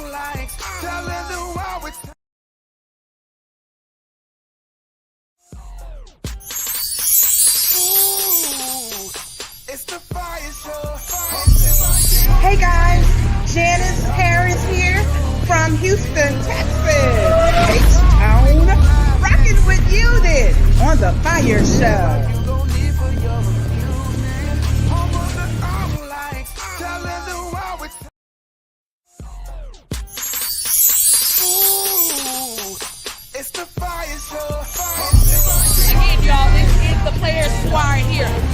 looking like new money. They coming in not to play, but they coming in to sing tonight.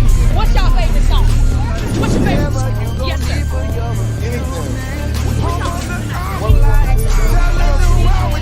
Well, we can't really think about what we're gonna sing tonight, but I can tell you this: whatever you request. Right now. Y'all gonna sing right now? No. Just sing to anything. Come on. He said that if I can request a song, y'all gonna sing it, but I don't want to put y'all on the spot. So I want y'all to sing what y'all want to sing. How about we say this for the show? See, I knew they was gonna do that. This is the Players Choir, y'all, right here. I'm about to go join them back there. They gonna rehearse and practice and all that stuff. I'm going to sing. Thank y'all so much.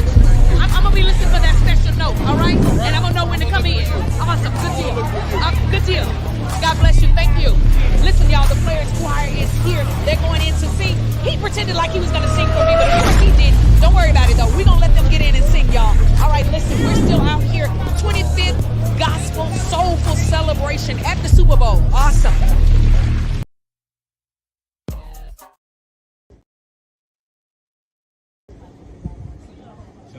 Hey, listen, it's your girl Yildiz, still out here in these South African streets. Man, taking in the culture. We're here in Soweto. Listen, the home of Nelson Mandela, the home of Desmond Tutu. Man, the only street in the world that houses 2 Nobel Peace Prize recipients here in South Africa. So wait, in the whole world, y'all, Desmond Tutu, Nelson Mandela, 2 Nobel Peace Prize recipients. Listen, I'm taking in the culture, man. We're doing what we're doing right here in these South African streets. It's your girl Yildiz, Raise the Praise 100, doing what we do. Praise God all day, every day. It's the FIYAH Show, where we put a little heat to the word on the street. Just so happens to be in South Africa. I'll be back. Y'all keep it locked. All right, we'll see you. Bye.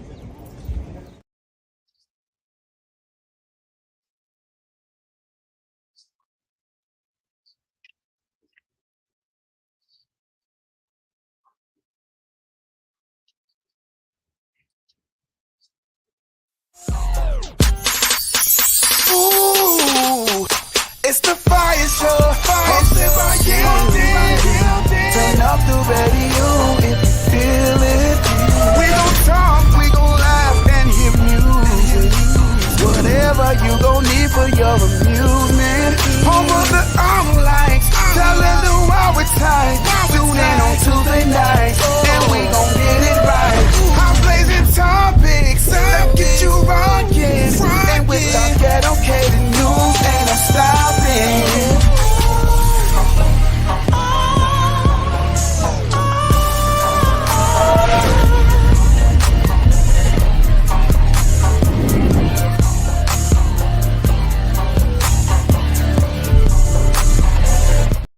If you're tuning in just now, you're late. We've been here since 4 o'clock. It's 5:39.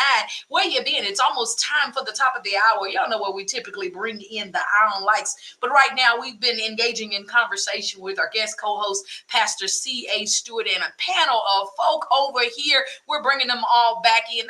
Hey, we all took a run for a minute. Listen, y'all, if you've not joined into the conversation, you can call us 346-355-0100. Again, having an amazing time here on the FIYAH Show. Pastor Stewart, welcome back. Reverend Moore, welcome back. Dr. Tiff, let me bring Dr. Anderson back in.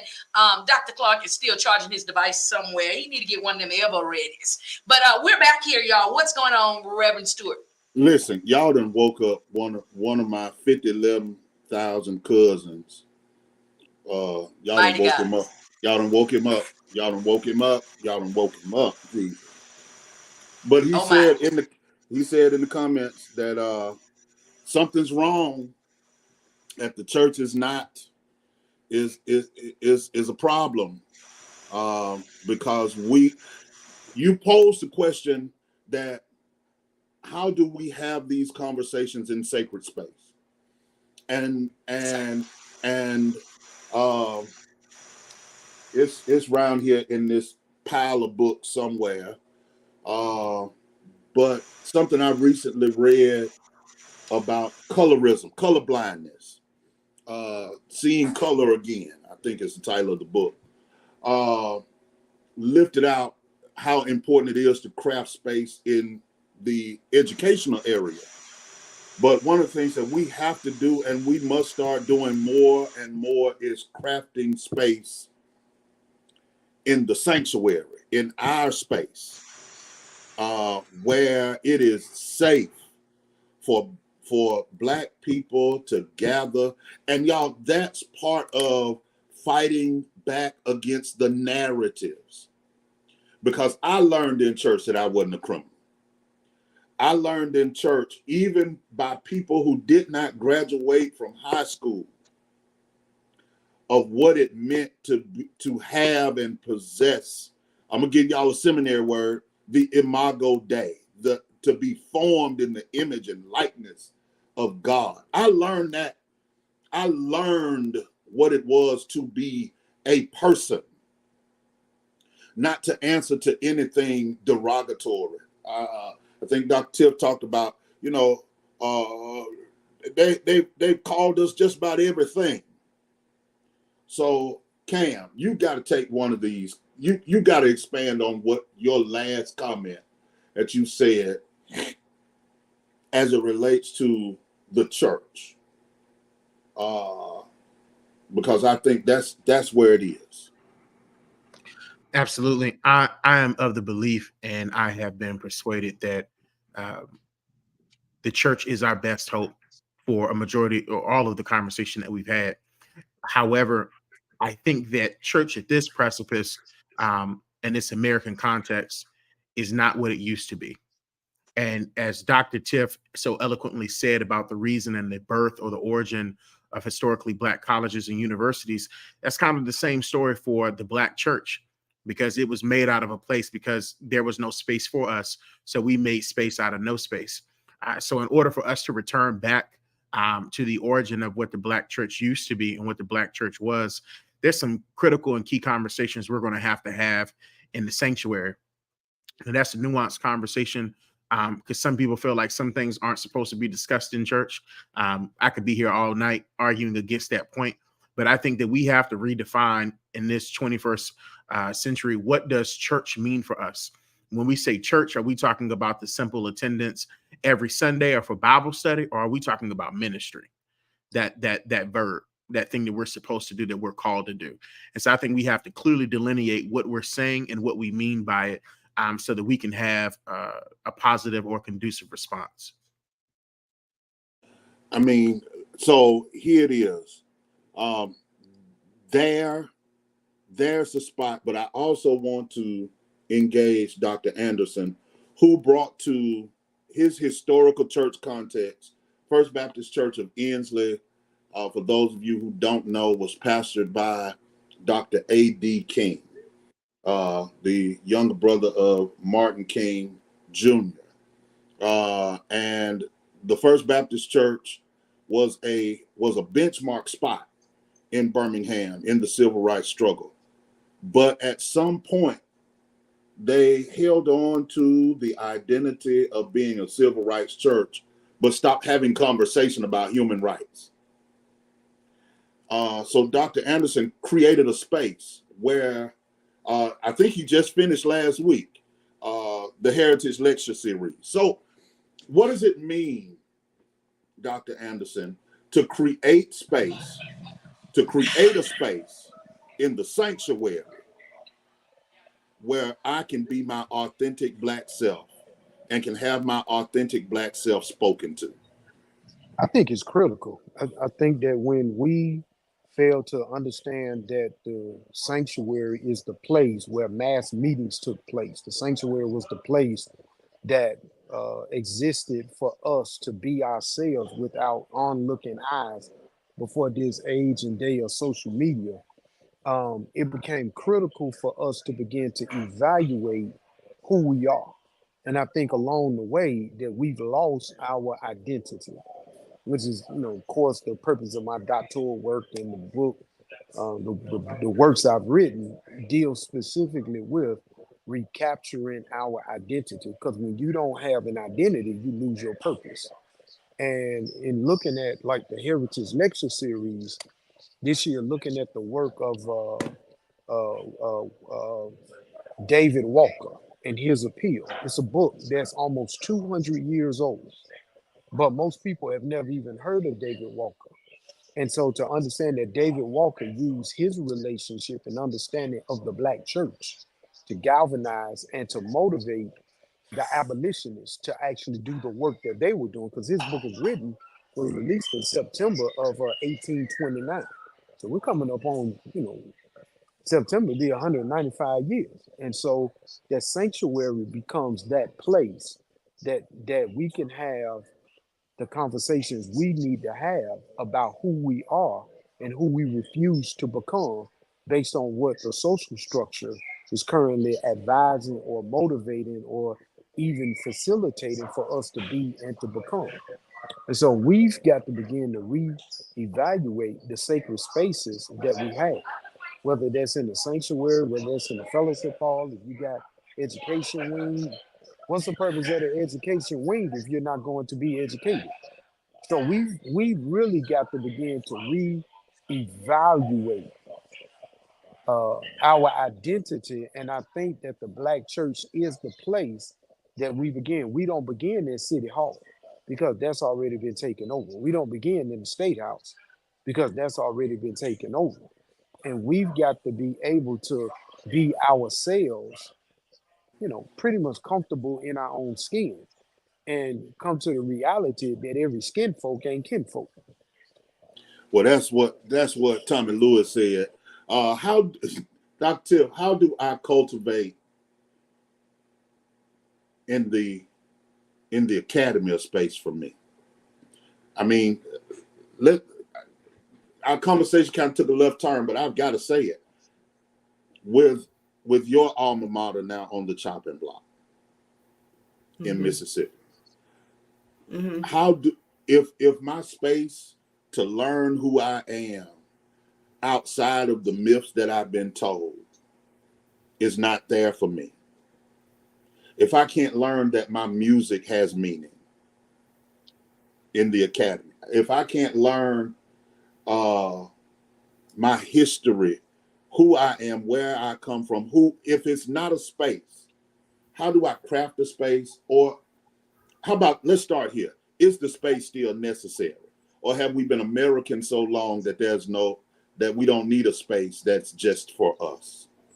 The space is absolutely necessary. I think a lot of this starts in the home. I think that, first of all, it's so important for us to fight for our HBCUs. We started out with over 200 plus HBCUs, and I think now we're down to 103, 104 ish in that. And so I think it's very important for all alums of all HBCUs to fight for HBCUs. And you brought up the academy about HBCUs, and I want to say to those individuals out there who have been taught this myth that you will be more successful attending or graduating from a PWI versus an HBCU. I want to tell you that the lie detector test determined that is a lie. I am a proud graduate of 2 HBCUs, Alcorn State University and Southern University A&M College, and I can stand toe-to-toe to anybody from Harvard, from Yale, from Princeton, because I know who I am. And no one can, when you know your stuff, you know your stuff, and it doesn't matter where you graduate from. And so I think that we need to stop teaching our children that you will become more successful if you graduate from a PWI. That's number one, because a lot of y'all that's going so hard in the paint for these PWIs, remember that they didn't even want you there originally. So be careful and mindful of who you're going hard in the paint for. But I think that it's a government term called agents of socialization, to answer your question. If you know, and if you're living in states like where I am now, Texas or Florida, they're being taught that they're taking away Black history from our children with critical race theory. And for those of you out there that keep talking about critical race theory, you obviously don't know what critical race theory is, because critical race theory is a law school course. But I think, to answer your question, it is so important for this to start in the home, of teaching our sons and their daughters about their history and where they came from, and knowing and teaching them that they have such a bright future ahead. So, yeah. Look, I want to get right to. I know we've spent some time talking about criminalization, and we've spent some time hitting the ground running with this idea about who we are and where we are. But there's one conversation that I don't know what to do with it. I don't know if we are even ready for it. But it's one that I think that we all need to deal with. And that is the hypersexuality conversation. The hypersexuality conversation. The idea that Black men can't be trusted around white women. That all successful Black men want is a white woman. Or the idea that a woman is only controlled by her sexuality.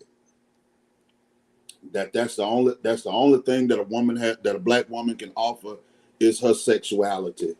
And we realize, if you haven't realized it yet, these ideas are a part of a slave narrative. Here we are, supposedly so far removed from slavery, chattel slavery. We're in another form of slavery now, but so far removed from chattel slavery, supposedly, yet so much of our society is driven by these narratives. Y'all, I was rewatching Scandal last night. Leave me alone. Don't judge me. Tubi is life right now. Tubi is giving me life. But there's a problem that I discovered. I discovered this Sally Hemings, Thomas Jefferson motif that gave me all types of problems with Scandal. I discovered that, and I started sitting with that idea that sexuality among Black folk has been weaponized. Everything about sexuality when it comes to Black people have been weaponized. Weaponized to hurt, wound, destroy, dehumanize. So are they right? Do all we want to do is, in the words of my ministers' conference president, don't shake your head. Don't shake your head. Is that a narrative? Are all Black men rapists? Are all Black women sexually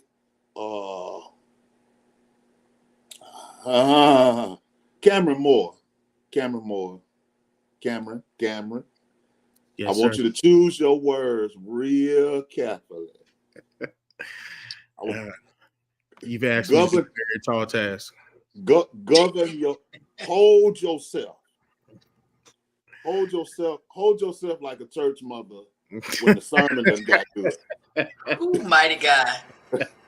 Hold both your elbows real tight and answer this question. That's your word. Insert explicit. Don't say them. Look, my mama and my daddy watching, so I can't, I'm cool. I think For mama and daddy.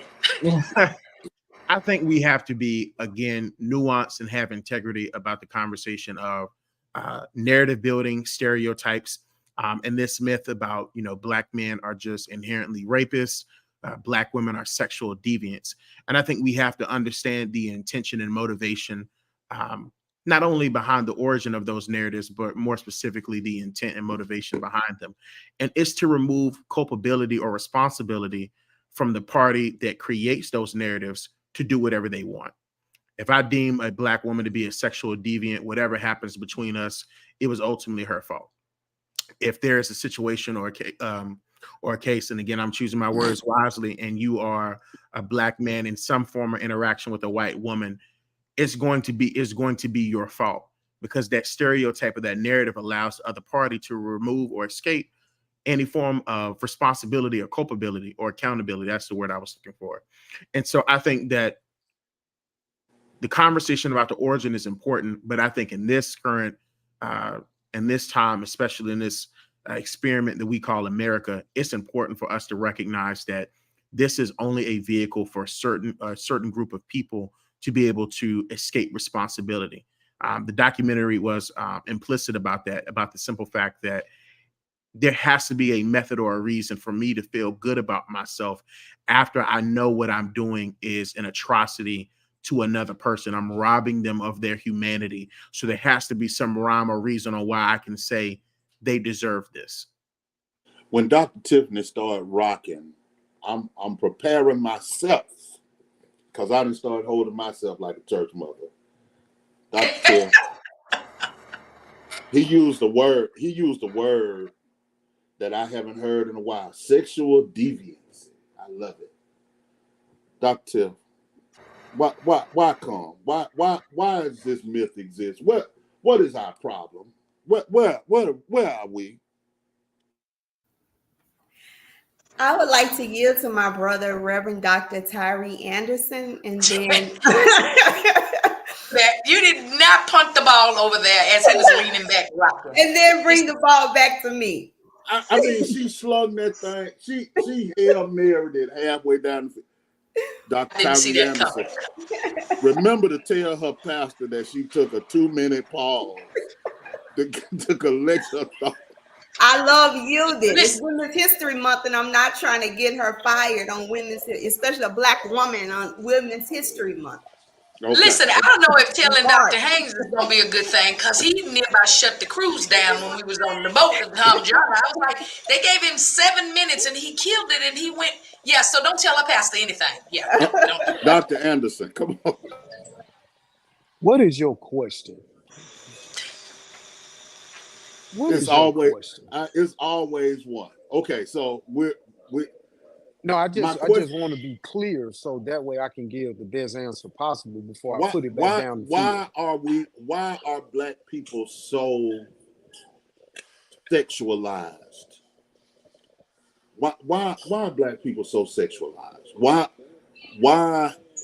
are we only seen in that space? Because we are considered exotic. You gotta go all the way, you gotta go back to the formation of relationships. And when people view you as exotic, they want what they normally wouldn't be able to have. So certain things are off limits. Certain people are typically off limit. So you fantasize about what you want, even though you probably shouldn't have it. You probably shouldn't be involved in it. And so you're dealing with the sexual fantasies and the exotic mindset of some individuals who don't see anybody else as human beings. They see them as trinkets, toys, animals, something to play with. And then once the plaything is over, it's time to move on to whatever's next because now I've had the exotic. Think about people that try different types of foods. They've never had it before, but everybody keep talking about it and they've imagined it. They've envisioned what it's like. They've envisioned the way it feels, the way it smells, the juiciness of it. All right, And now, so, doctor. All right. No. I'm still talking about food. I don't know where your mind is, but I'm talking about food. So when somebody tries, something that they've never had before, did it live up to that expectation or did it fail? And so from there, they make other determinations. But I think overall is this desire to be with the exotic or what is viewed as off limits. So when you take a look at it and you go back onto the plantation, off limits in the visible daylight are the beautiful Black sisters. But at night, when the husband is kicked out of the cabin and 3 or 4 guys come in because they all want the exotic, you got a problem. But then you got the flip side because while you kicking the husband out, that madam is also wondering about the exotic, henceforth the movie Mandingo. So when you take a look at it, it's on both sides, but the victim is always us. We're always the victim of somebody else's imagination. So we've got to get to this place where we begin to see ourselves as human beings and we demand that others recognize our humanity. And as long as our humanity is not recognized, then we will play along with the game. You know, that's the reason why you see a lot of these shows, these little podcasts, and they all are sexual in orientation. And they asking all these questions, how many can you? And, when was the last time you? And it's like, bruh, do you realize that in November that everything can fall completely apart? Do you realize that if DeSantis gets what he wants and calls a constitutional committee, that they can put the 13th, 14th, and 15th Amendment on the ballot and they can get, do you realize what's going on while you are asking him or her about what they are doing in the bedroom? I mean, this is, we've got to begin to pull ourselves together and demand that others see us as human beings. Whew. Now look, see, y'all wake him up every time. Y'all done woke him up again. Exotic in business. When you dehumanize us, we have always taken what we had left to enjoy. We've been great with that throughout history.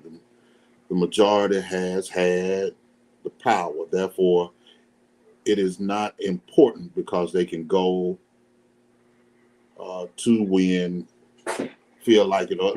Look, the idea that here we sit,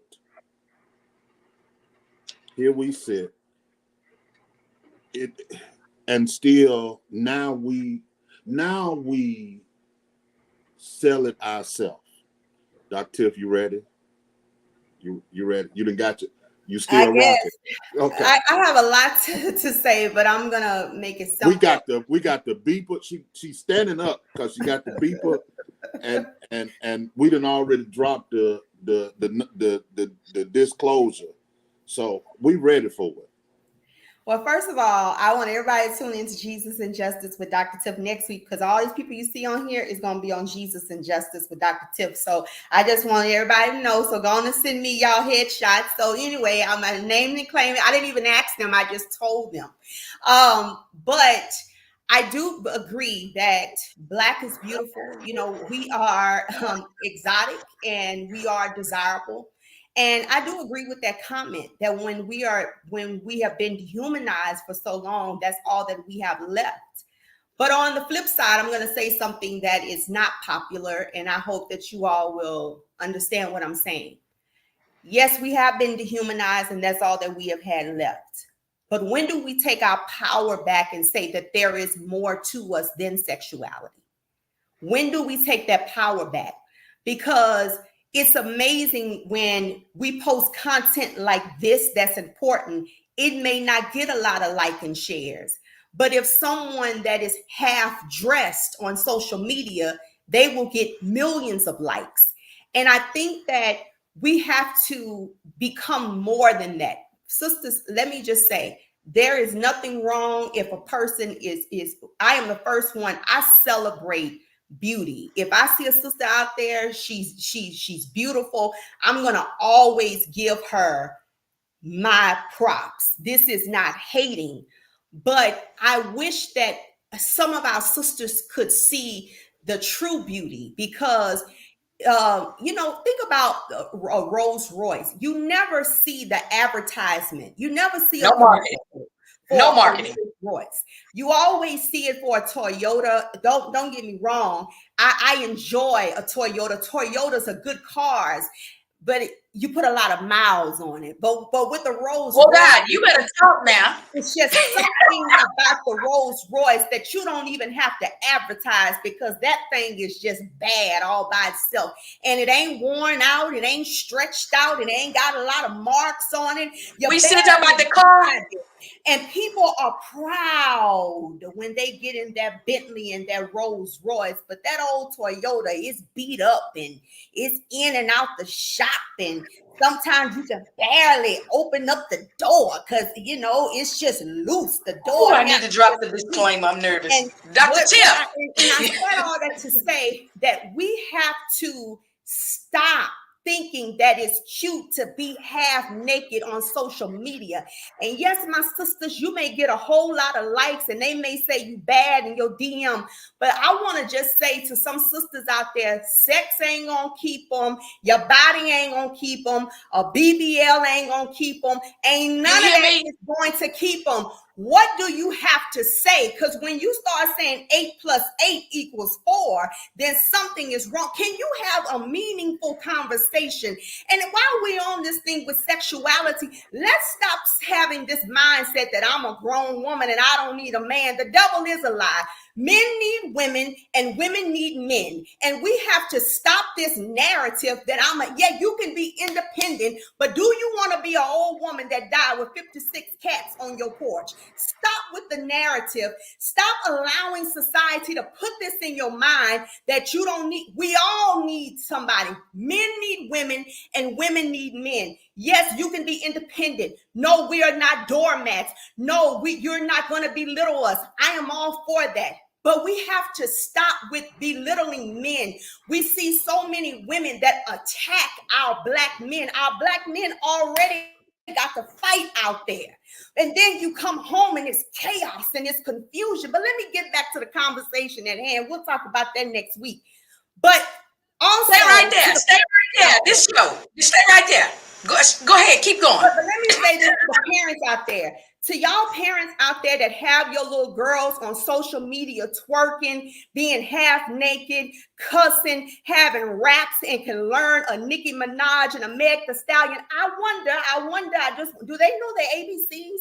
Are they passing science? Are they passing math?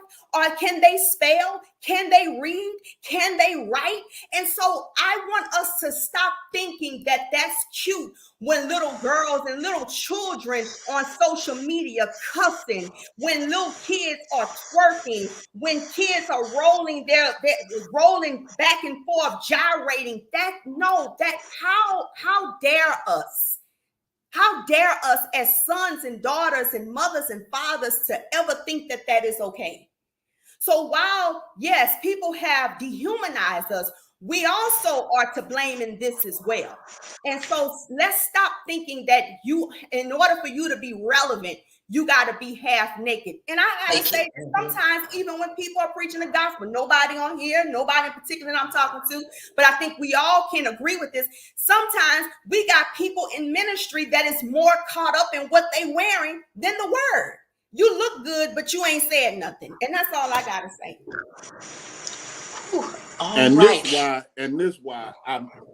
That's why Dr. Tiff is my girl. That right there. Because when are we going to start having the conversation that part of you having agency is not about you showing yourself to be an object? Part of you having agency is to say, yes, I got this. I am this, but it's mine to give. This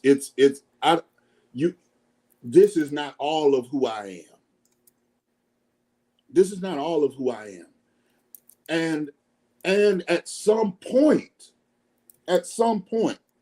y'all, I said this to my colleagues here in town, going off social media at the end of the year gave me a wonderful point of clarity, because you can be so overly inundated that you see stuff and don't see it.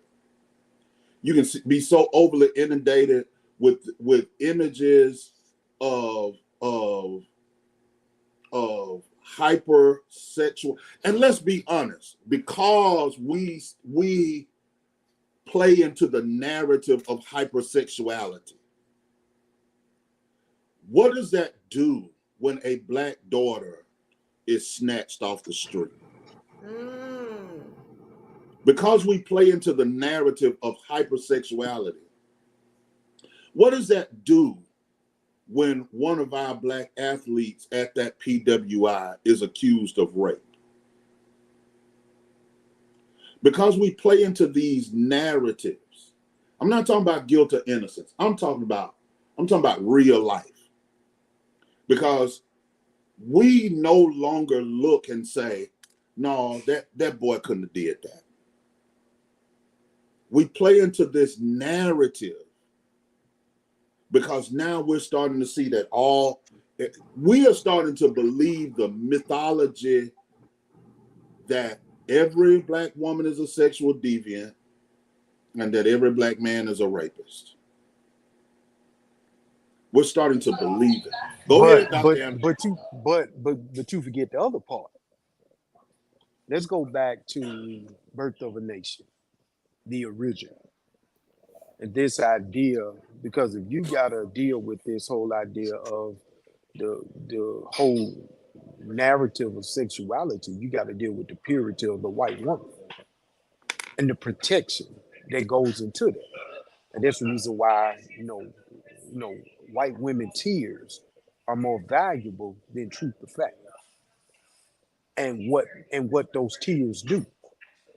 And so this idea of protecting the sacredness of this person from the black beast that are trying to get them, this idea of clutching the purse, or when they walk past, they smile. Like, what? I ain't gonna cuss, but what you smiling about? And so we've got to begin to take a look at this stuff and begin to help our young people understand, because they're growing up in a world where they're trying to say that racism doesn't exist anymore. We're in a post-race society. Colorism is dead. But in reality, it's worse now than it's been in a long time. And our young people are absolutely confused about what's, but that's my friend. But you still need to understand who Emmett Till was. That's my friend. But you need to understand what happened to Medgar Evers. But that's my friend. Okay, that's your friend, but you need to understand what happened to Jonathan Majors. So when we start really talking about this, people believe that everything is equal, when in reality, it ain't. And because it's not equal, you got to have these real hard conversations with your children, with the kids at the church, with the kids in the community, because they have to understand that there's a target on their back. And because there's a target on their back, they need to understand how to avoid the situations that's going to get them jacked up. And let's be real. Let's be real for a minute. We can pretend like it's okay. We can pretend like it's okay. We can pretend like we have evolved into such a egalitarian society that race does not matter. But that couldn't be further from the truth. The reality is, in every space and place, that race matters. That race matters. And if we get nothing else from this conversation tonight, if we don't walk away with anything else from this conversation tonight, what's wrong with black folk? The reality is, ain't nothing wrong with us. There's nothing wrong with us. But the reality is, we have had to survive under the most strenuous of circumstances. We've had to survive under the worst of conditions. Ain't nothing wrong with us. But we have got to desire more. We've got to. I totally agree. We got to. Pastor Stewart, we're going to go to a commercial break, but before we go, I want to put this comment up here. Let's have 20 minutes of positivity. What's good about our black kids? And I want to, touch that when we come back from the commercial break, because of course, affirmations and positive energy, vibes, all of this good stuff. But what does it actually do for our children, for our community, if we don't address these kinds of conversations and these topics and have that? So I want to come back. Let maybe one or two of you all address this comment here, and then it's 6:15. We didn't ran past 6 o'clock, top of the hour, the home of the eye on likes. But we're gonna go into that and definitely give you all closing words and remarks and kind of tie this thing in. But we coming right back. Y'all keep it locked right here. Raise Praise 100, where we're praising God all day, every day. You or someone you love struggling with an addiction to drugs or... So I definitely want to, Pastor Stewart, even Reverend Moore, take a look at this comment and touch that, because I feel like sometimes we feel like if we're having these kinds of conversations, then it's giving us a negative connotation, or it's negative energy, negative whatever. And I want to talk about it. So yeah, y'all can take a potty break, what have you. We're gonna come back and we're gonna address that if that's all right. To overcome those demons and focus on my family again.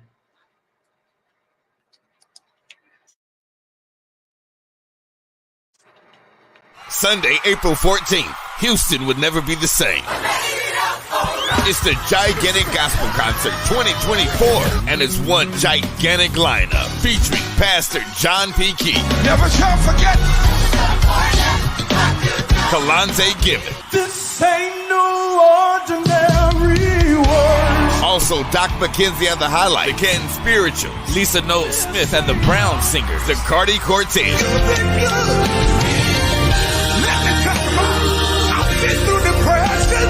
Luther Barnes and the Sunset Jubilee, the group Fire, and hosted by the country preacher Carlos Daniel. It's Pastor John P. Key, Kalante Gibbons, Zacardi Cortez, and more. Sunday, April 14th at the Fountain of Praise in Houston. Get your tickets now at ticketweb.com or eventbrite.com. Listen, if we even think you owe us money, you won't know what hit you. We'll put liens on everything you own. Raid your bank accounts, retirement fund, pension. You'll open up your paycheck and cry because we'll already have the money. We'll haul you into federal court and you might even go to jail. Hey, it's our job. Don't fight the IRS alone. The Tax Doctor is here to help you negotiate your tax bill and reduce your stress. Our experts will fight for you using IRS guidelines to stop any IRS actions like bank levies or wage garnishments. Plus, eliminate penalties and interest and reduce your past tax bill so you pay the IRS less. Help is here to deal with the IRS to reduce your stress. If you owe $10,000 or more in back taxes, do not call the IRS alone. Call a tax doctor now for a tax emergency analysis. I'd have my mom call the number on the screen. You come see me alone. We'll work it out. Really, we will.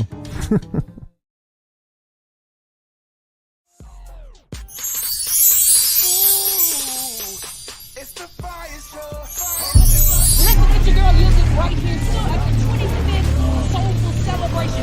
Listen, y'all, you have some legends in here on this red carpet. I'm just amazed to be holding hands. They act like they don't know who you are. Tell the people who you are, sir. The name is Oba Babatunde, and the career is about a half a century long. If you've ever seen any movies, I'll start with a lot of people probably are fans with How High, because I was Dean Cain in How High. Then there's also Barry Gordy I played in the Temptations movie. If you want soap operas, Bold and the Beautiful, that was the Avon. I'm presently playing Shamar Moore's dad on SWAT. Oh, is Shamar here? No, he's not here tonight. Oh, okay. I was going to tell him to, call me or something. Okay, I'll tell him to give you a call. Tell your son. He got to say no. And he will. Listen, we're at the Soulful Celebration. I've been asking everybody tonight, what does soulful mean to you, sir? Well, soul is very powerful. Because soul has to do with what goes on inside of you. Your soul. You come here with the soul, and you leave, and your soul goes with you when you leave. So depending upon what it is that you do with your life and the way you nurture that soul, I have a saying that says your do is not necessarily your who. Your do is what affects change in your life, but your who is how you affect change in someone else's. And that speaks to your soul. Listen, y'all heard it right here at the 25th Soul celebration. If you didn't hear anything else, you better get that tonight. Listen, this is your girl Yielded. We're keeping it locked right here. Raise and Praise 100 Houston. We're doing what we do. Praise God all day, every day. God bless you. Thank you so much, sir. God bless you. Yeah, keep bringing that to the age, the fire stuff. Oh, please. So y'all keep it funky, keep it faithful, keep that the healing, keep bringing that fire, lady. Oh, wait. Keep it faithful.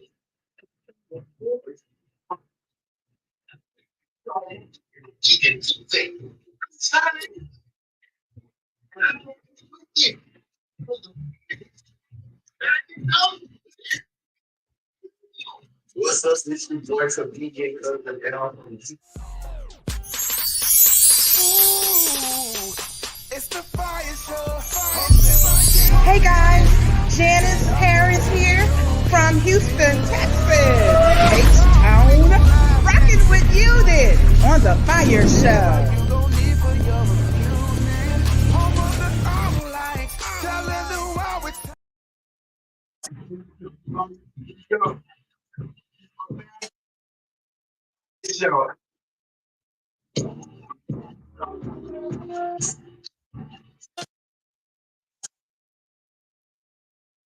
And welcome back, y'all. It's your girl Yielded right here. Raise the Praise 100. Doing what we do. Praise God all day, every day. Every Tuesday, 4 to 7 p.m. We're bringing you the heat from the word on the street. And rumor has it that people are saying there's something wrong with black people. We've taken a look at that thing on today with our guest co-host, Pastor C.A. Stewart from Birmingham, Alabama, and his panel of people here. We still have a few of them here. Time has kind of gotten y'all, typically we've already hit those likes, but we're going to get into them before we get out of here. So don't touch that dial. Keep it locked right here. We're bringing them all back in. We're bringing Reverend Moore back in. Pastor Stewart is probably over somewhere getting some water or something. I don't know. But we're back. Oh, he's back too. Oh, there he is. Welcome back. Welcome back again. We're super excited to have had all of you with us on today.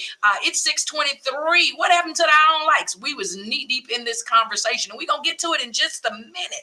But I wanted to, before we went on the commercial break, somebody over in the choir stand made a comment about having 20 minutes of positivity and saying what's good with our black children. And so, Reverend Moore, Pastor Stewart, you gonna yield the right to let Reverend Moore take a look at that, since he was calling people old earlier. We gonna let him jump in here because he the young. I'm gonna let him go first. I'm gonna let him. Yeah, come on, young people, Reverend Moore. I got to get better friends. We love you. I love y'all too. I will say this. I think that sometimes we rob God of the opportunity to do God's best work when we rush to find something to take the bitter taste out of our mouth. And I think sometimes we have to sit with the uncomfortability, and that's where God allows us to be able to have a moment of transformation. Not to disenfranchise, the person who made that comment. I recognize that blackness is difficult, and we look for those moments of respite and those moments or those places where we can have a brief moment to just kind of breathe, but to kind of just even to summarize the show, there's nothing wrong with us as a people, but we do need to take the opportunity to learn how to sit in uncomfortable moments and think about, where do I go from here and how do I grow from an individualistic perspective, but also as a community and as a race. Right. I agree with all of that, because the oil come out in the press. You got to be under pressure a little bit sometime. Come on, Reverend Stewart, Pastor Stewart. I was searching for a quote. I'm an Old Testament buff, and Ezekiel says that God said that the parents ate sour grapes and the children's teeth were set on edge. And so I'm going to say some positives. The positive is that we don't have to remain where we are. That's the positive. The positive is that with the birth of every child born in this ebony skin, with these different shades of ebony skin, that is another person who can break a barrier, who can turn these myths around, who can reorientate and the narrative. Cameron said it best. You know, sometimes we rob God of His glory. We rob God of God's glory, and that's a hard pill to swallow. But what does Jesus say in the red words? He says that pruning hurts, but the pruning is done so that we won't have another child cuss out and attack a Cam Newton for coming into the community and giving back. So with the birth of every child, there's the ability to say, you know what, this is where it can change. Here's another positive. Another positive is that we don't have to be any one of these negative stereotypes. We don't have to be that. One of the reasons that I love this panel is because this panel represents all of the goodness of the Black diaspora. Men and women, educated, making impact, fighting for justice, keeping the freedom song and its meaning alive. And we're just as my big mom would say, a few of those handmade children. There are others, hundreds of thousands of others, keeping that struggle alive. Here's the third thing, that changing the narrative is possible. Like, it's not so bleak that it can't be changed. It's not so dark that light can't still prevail. And the positivity that sometimes I think that we seek is part and partial of the how and the why that things progressively grow worse, because we don't want our children to know anything about the struggle.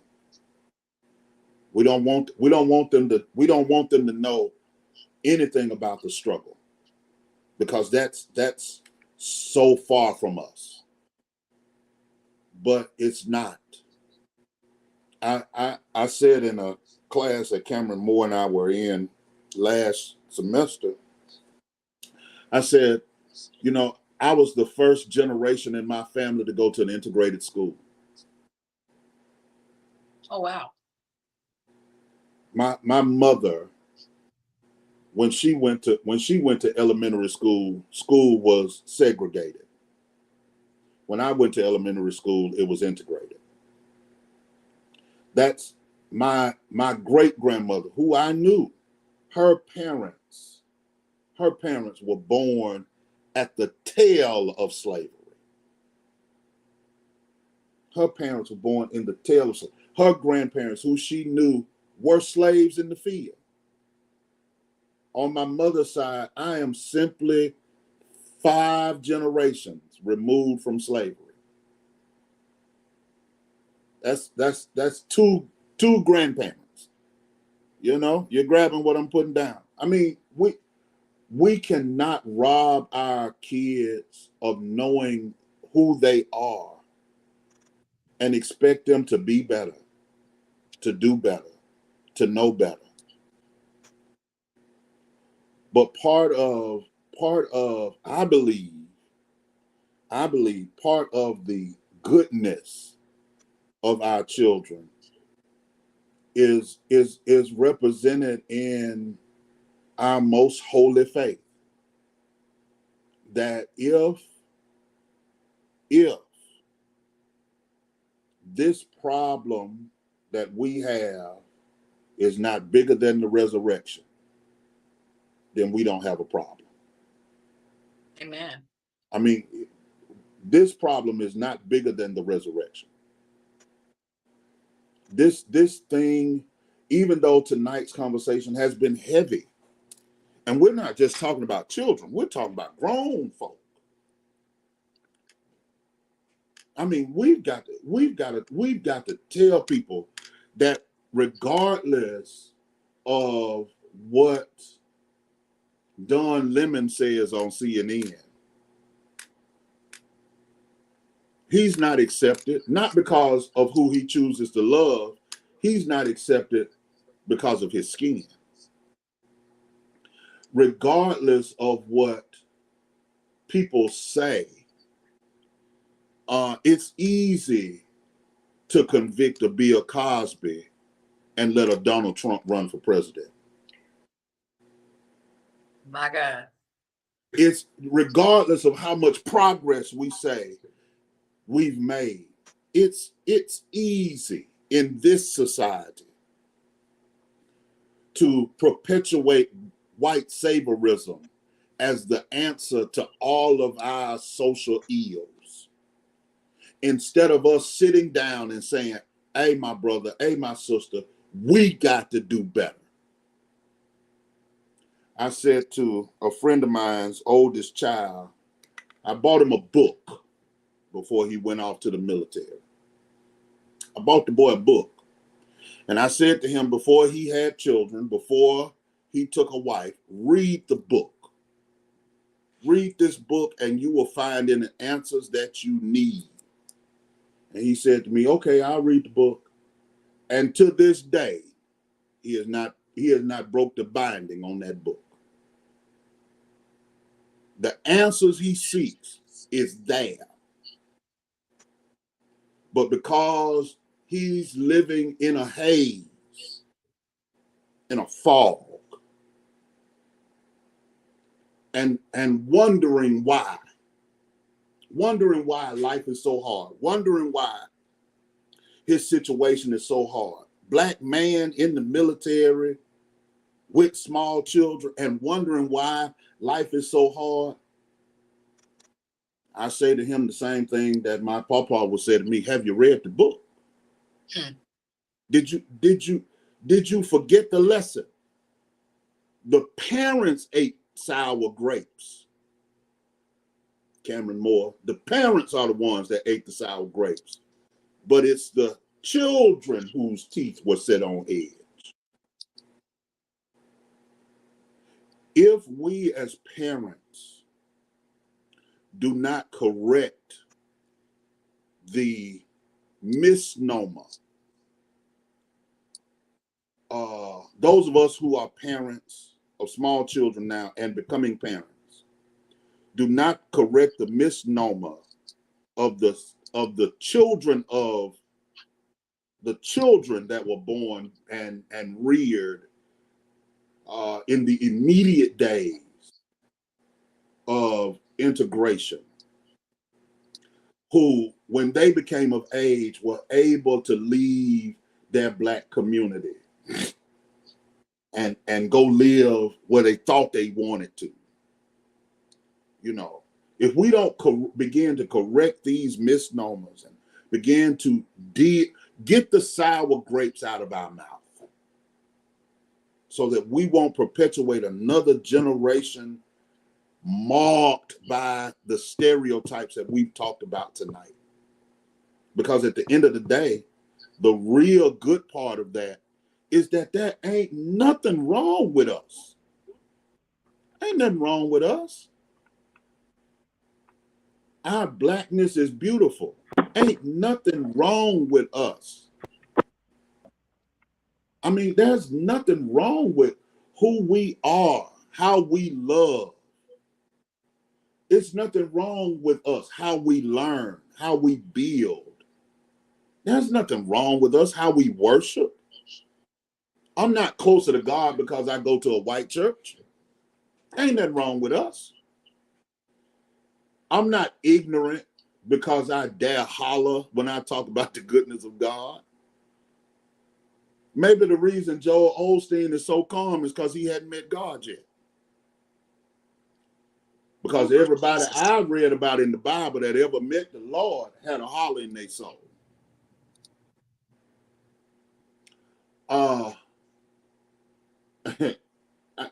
better stop. I better stop. Dr. Clark he's joined us back over here. So what's going on, Dr. Clark? You got some charge on your battery? Uh-oh, I got you on mute there. Let me unmute you. Okay, come on, sir. Charge on my battery. I have some charge on my battery, and I was able to safely see against off. But I am. Great. I don't know if your reception is lagging over there. Oh, I'm so sorry. Hear me? Yes, sir. You're kind of delayed there. I don't know. Are you driving, sir? See that? Driving, yeah. I gotta make my way on in. It be the saints over there. Yeah, but so your sound is not gonna do it for us. So we're gonna go ahead and mute you. Maybe you can get in a better space there. Are you coming back to share with us about the book? Because I definitely want Pastor Stewart. You may have a little more insight on the book. I do have the link here. Can you drop the? Listen, Dr. Clark wrote a wonderful book about the invisible institution. I mean, it's a wonderful book. It is a must-have. I told you that one of my cousins were woken up. If you dare, you need to drop that, jump on that. For those of you who are watching, listen, if you will, if you can call the Sardis Baptist Church right here in Birmingham, Alabama, and order a book. They'll let you know how to order a book. You can go on Amazon and order a book. I think it's digital as well. You can get that digitally. That him is. You want to grab this work because at the end of the day, all we've been talking about, the culture of resistance in America is still the black church. When I met Dr. Clark, maybe 15 years ago, when I met Dr. Clark, he was starting every sermon with, "Hey, black child, did you know?" I mean, that it's still the way. So look, grab this book, grab it, get it in this book. You got to have this book. I also want to tell you, hey, look, if you have not watched the documentary that we've been talking about that framed our conversation tonight, it's called Stamped. It's on Netflix. And you want to grab the book Stamped from the Beginning. And there is even a children's edition. Look, I saw it myself. I grabbed a couple of copies for some Easter baskets here at Divine Faith Church. Yeah, I want you better put it in the Easter basket. You doggone right. Because look, chocolate bunny ain't gonna help them. Huh? The chocolate bunny ain't gonna help. Look, I ain't even gonna deal with the bunny part. But life. My mother told me a long time ago, the knowledge that you need to live is found wrapped, tied up in books. It's tied up in books. So listen, there's a children's edition. There is, you can grab that as well. You need to wrestle with this. Because people at the water cooler are talking about what's wrong with black folk. People in Washington, they talking about it. And I encourage each of us to have our own conversations about how do we dismantle these myths.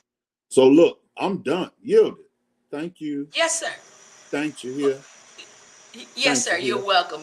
Listen, Pastor Stewart, we appreciate you and these hard conversations. Once a quarter, I've been kind of pushing you to get in here a little more. I've been reaching out to other individuals, trying to get them in here too. We ain't gonna point no fingers, name no names, and say that they was too busy to oblige me. But we love him anyway, and he won't even look up. Oh, he's not on here though, but I'm just saying, no, I definitely know that these kinds of conversations are needed, and I'm grateful. Dr. Clark is trying it. Dr. Clark, did you pull over? I changed. Can you hear me now? Oh, I can hear you loud and clear. Uh-huh. Look at you. You acting up. You meant to say what you got to say. Come on. What you got, Yeah, Dr. Clark? I just want to say that it would be better to order the book from me, and if you wanted to cash out me $20, just that'll be fine. And put in the memo section your address. I'll put a copy in the mail for you the next day. What's the cash app, Dr. Clark? It's $DRKSC. $DR as in Dr. KSC.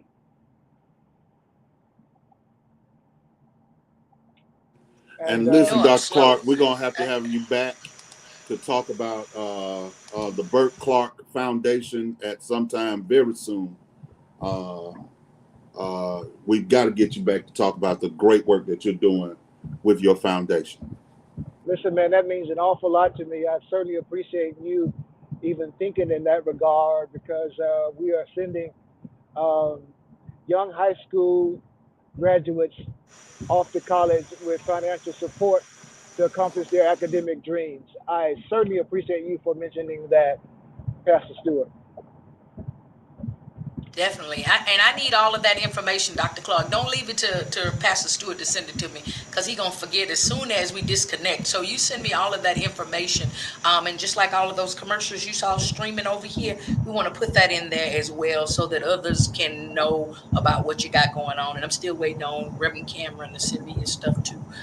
Whatever it is you got going on. I need these commercials. I need this information. Why? Because this is a platform that God has given me. I'm not a pulpit preacher. I'm not a minister in that regard, but I have a word, and I use this platform to share my word. See, I was about to hoop. Y'all heard me tuning up. I was, yeah, don't do it. But anyways, no, I just want to utilize this platform to share positive and influential information that helps our people. And I say our people, that all of God's children, right? Yeah, don't say nothing, Pastor Stewart. But Well, yeah. DJ, you let me say this: every year, every spring, we have a golf tournament there in You gonna Missouri. stop calling me DJ first off, but go ahead. every year we have a golf tournament in Missouri City at the I can't think of the resort name or the golf resort, but I'll get that information to you. And again, it's a way of raising money for scholarships. But we have a golf tournament in Houston. We have a basketball tournament at the University of Texas Arlington and Dallas Fort Worth, and then we have the Seminole event in our hometown where we have a 5K run in the morning and we have a black tie gala that evening where we do the major fundraising to send kids of our community to school. Awesome. So, yeah, send me all of that information. We may be able to get Raise the Praise out at some of these events to do some live on-site coverage of these events and, man, put it out there and definitely, do some advertising prior to and get folks registered up and out and all that good stuff. So, yes, sir. We'll do it. Yes, sir. Amazing, amazing.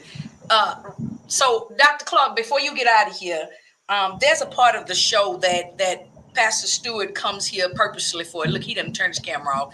And Reverend Moore, they all come here just for that. They use me, first of all, to get the information out and to have these kinds of conversations. But they really come here to testify the way we do it on the FIYAH Show. We have a testimony period that we allow you to get up. We don't sing an old 100 before you testify. We don't make you stand in the front of the church or do anything. But you just simply get the opportunity to get something off of your chest. And the way that we do it here on the FIYAH Show, because we trademark this word, it's IONLIKEIT. I don't like it. So you start the statement off by simply saying, I don't like, and then you go in. You cannot say, I don't like. I know y'all got your academia and y'all some doctors and y'all got 700,000 degrees and been in school since creation. And But you $700,000 of debt. Hallelujah. them is looking for you. Auntie Fanny looking for y'all. But yeah, and they lied to us and told us they was gonna give us forgiveness, and they didn't. But you heard I say us. But yeah, so you got to drop all your academia and lean into your ebonics and say I don't like, and then tell us what you don't like. And so, just for an example, I still hold this one week after week. I don't like that my sisters are wearing these wigs that's bust down the middle, and then they put makeup on there that's not the color of their face, their neck, or anything. And then they got nerve enough to reach way back here, grab hair, and comb it to the front, and swoop it to the side, look like Medea's valences in the curtain on there, and call it baby hair. I don't like that. I think it's totally ridiculous, and it's a spirit of confusion. You're an adult. What are you doing with baby hair? So that's what I don't like. So you feel. Listen, be careful. The Tarjay van bus is passing by you. The truck there. It looked like you was a little close to it. But you get to share with us your I don't like before you get out of here and get off of the road on this video. Come on with your I don't like, Dr. Clark. Yeah, I don't like it. I mean, I don't like when people say that the church is no longer relevant. Because as soon as you kiss Mother Time goodbye, somebody in your family gonna call a preacher and or a pastor or some member of the clergy or some church or some chapel to speak some consoling words over the fact that you dissented with a place that's going to dispatch you to your eternal resting place. I don't like it when they say that the church is no longer relevant. When you die, you got to go right back to it. Ooh, mighty God. I don't like the He was living for it. I don't like the menu at the funeral no more. I don't like it. I'm tired of fried chicken that they gonna cut in half. You know, you can't never get a whole piece of fried chicken at the funeral. I don't like it that the green beans be lukewarm and the mashed potatoes be real thick. Y'all get mashed potatoes at y'all fumes? Well, this is Alabama. They use that bucket potato salad around here in Houston. No. I don't like that the rolls be hard on the top and soft in the middle. And wet on the bottom from the green beans. And wet on the bottom, yeah, from the green beans. I don't like that you can't never get. I don't like you can't never get an obituary if you in the back of the family. If you like a 15th cousin, you can't get an obituary. I don't keep mine. You know, I give it to somebody because I don't like that people collect obituaries. Why you got people still calling me asking for one? Why you got a drawer full of obituaries back to 1972? Mighty God. I don't like that it's 3 weeks out, Pastor Stewart, from my mom's celebration of life, and people calling asking, do I got an obituary? I want to use insert an explicit right there. No, I ain't got that. How about sorry for your loss? Don't call me asking me about my mama's obituary. Go ahead, Pastor Stewart, because I'm about to cuss. I don't like that they want an obituary without giving at least 75 cents for that extra copy, you know, after the service. Cause see, if I'm a Reverend Moore, come on, cause he been holding these.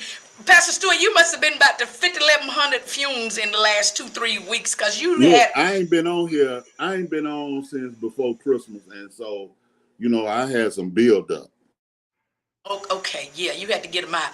Listen, Pastor Hill jumped in here last week uninvited, and he was writing his in his book, and we told him about the open mic, and he said that was beneath him. He thinks he's too big of a comedian to come to the open mic. I'm like, bro, you ain't told a joke since I met you. Reverend Moore, come on. I don't have any church ones. No, I got one. It ain't got to be church. Come on. I don't like when I go to get an oil change, they offer me 15 other services. That ain't what I came here for. I asked you for an oil change. Don't tell me I need a new engine. Let me figure that out by myself. Okay, I'll figure it out on the way. They don't want you to waste your good oil in that bad engine. Don't make good sense. I don't like the portions of scoops I get at Chipotle. I don't feel like they're complimentary.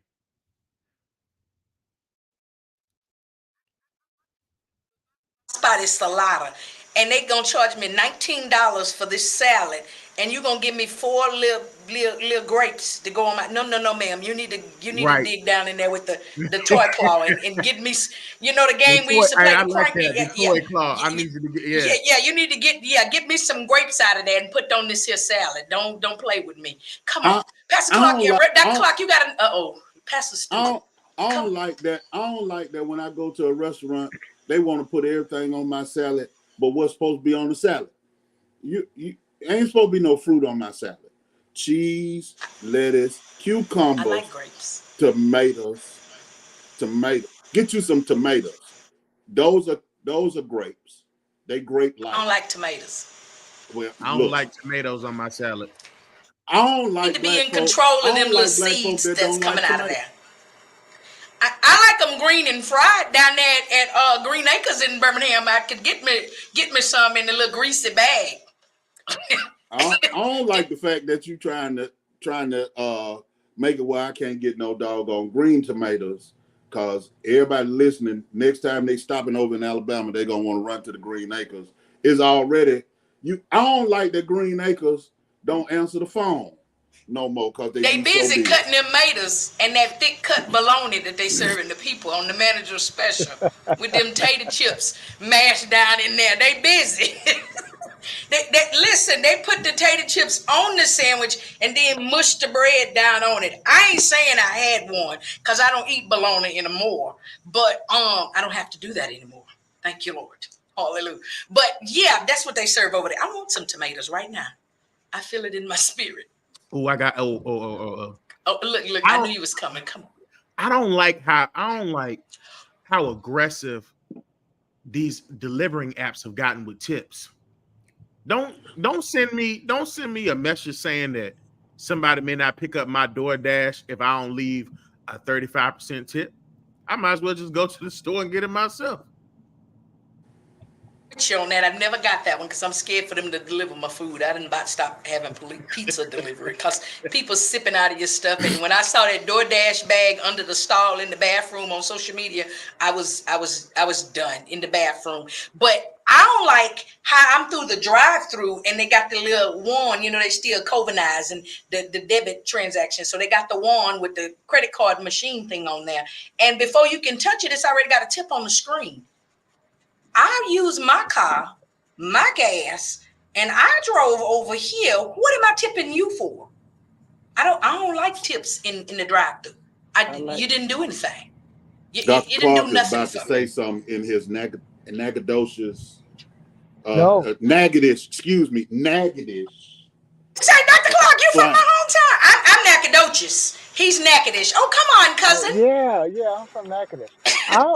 I like that you don't like that. That's what I like. I like that you don't like being forced to give somebody a tip like you are the employer. No, you hired the person, pay them a fair wage. I don't like that. I ain't trying to subsidize you on the low. There you go. Yeah, that's what I don't like having to go to round up my Walmart. purchase. I don't like having to go to Walmart and scan my own stuff. And I ain't got no W-2 from there yet. Where my W-2 from Walmart and CVS and all of them where I've been checking myself out. And I didn't get no invite to the holiday party. Look, I don't like the fact that they want me to work, not pay me, and not give me the employee discount. Listen, and then after you make me work, you insult my integrity by standing at the door with a highlighter, wanting to check my receipt. You trusted me to check me out, so you're gonna trust me to walk out this door. Get thee from behind me before it's 6:55. We got to get out of here. Listen, why do people run behind you want to check your receipt? You should have been at the register to ring me out. You could have checked me out. You could have checked me out your doggone self. Check me out at the counter. It has been amazing. Pastor Stewart, per usual, you have an amazing, amazing show. The people gonna inbox me. They were scared to call. They were scared to comment on the thing. They gonna inbox me. They gonna text me and send me all kind of stuff, and I'll send it to you, and you can disperse it as you will or may. Dr. Clark, it's been amazing. I don't remember you from the first time, but I have one request. Actually, it's gonna be my last.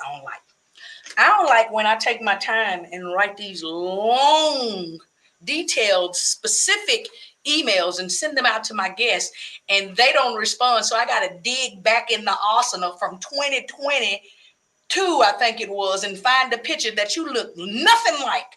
I'm like, this ain't Dr. Clark. Who is this? You got about 40 more inches of hair. You got all of this beard and carrying on. I was like, this ain't the same man I found in my photos. But yeah, thank you so much for not sending me a picture. Well, DJ Envy. DJ Envy. I mean, DJ.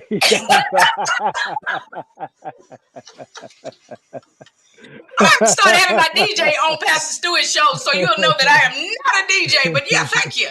Come on, this is yielded. Yeah, but what look, you got to say, Dr. Clark? DJ yielded. Look, I don't like it when people send you those long emails with details. Like people ain't got, so I have friends like Pastor Stewart who are gonna help me because I don't like them long emails. But I highlighted and underlined the important parts, and you didn't even read that. It says, send me a picture. It was in yellow, and then it was an underline. Send me your book and flyer information. That's all you needed to read, the highlights and the underline. They having a whole conversation without us over there on their side of the screen. Okay, DJ Envy. That he been kissing and rubbing, and he want people to read it, but he didn't want to read my little one-page email. I'm just saying. Speaking of books, y'all go over and get the book. It's right there, The Invisible Institute. Dr. Clark got this amazing book there. I'm going to send my $20. I was trying to see. I got the Cash App over here, DRKSC. Yes. Dyslexic.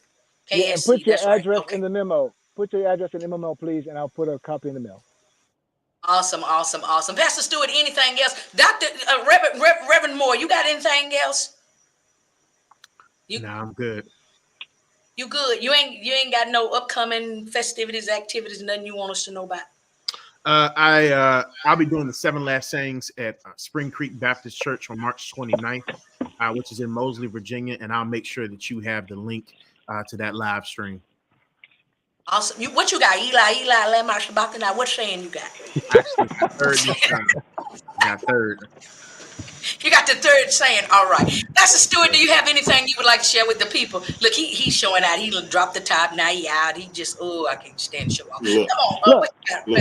Look at my other card. I'm just happy to be here. I'm just see. You on the streets taking pictures of people's cars. That's what we do. See, I'm just happy to be here. I'm just happy to be here. Y'all, it's been fun. It's amazing. Dr. Tiff say they don't do no advertisements for them kind of cars, Dr. Clark.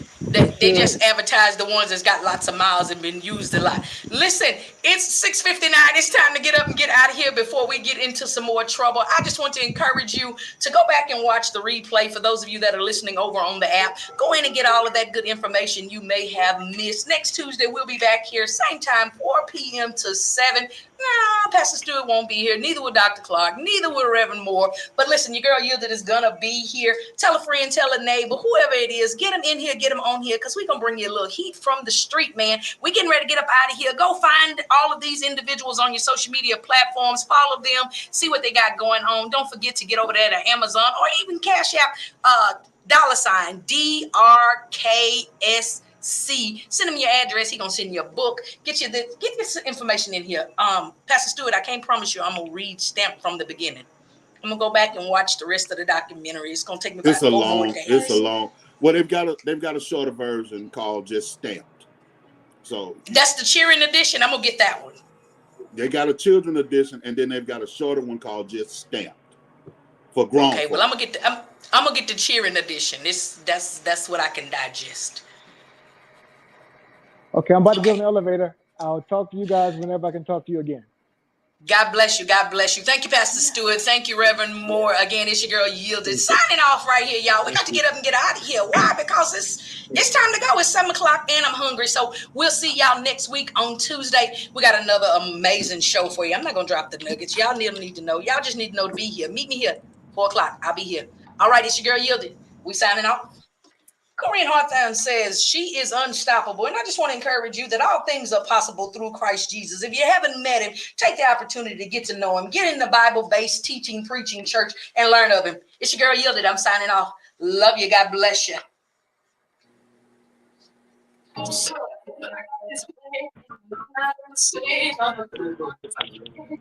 going to be the boss of it.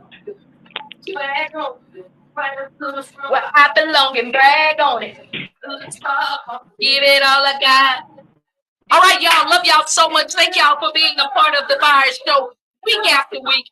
Share this video on your social media. Invite a friend. Let them know we're here every Tuesday, 4 to 7 p.m. I'm out, y'all.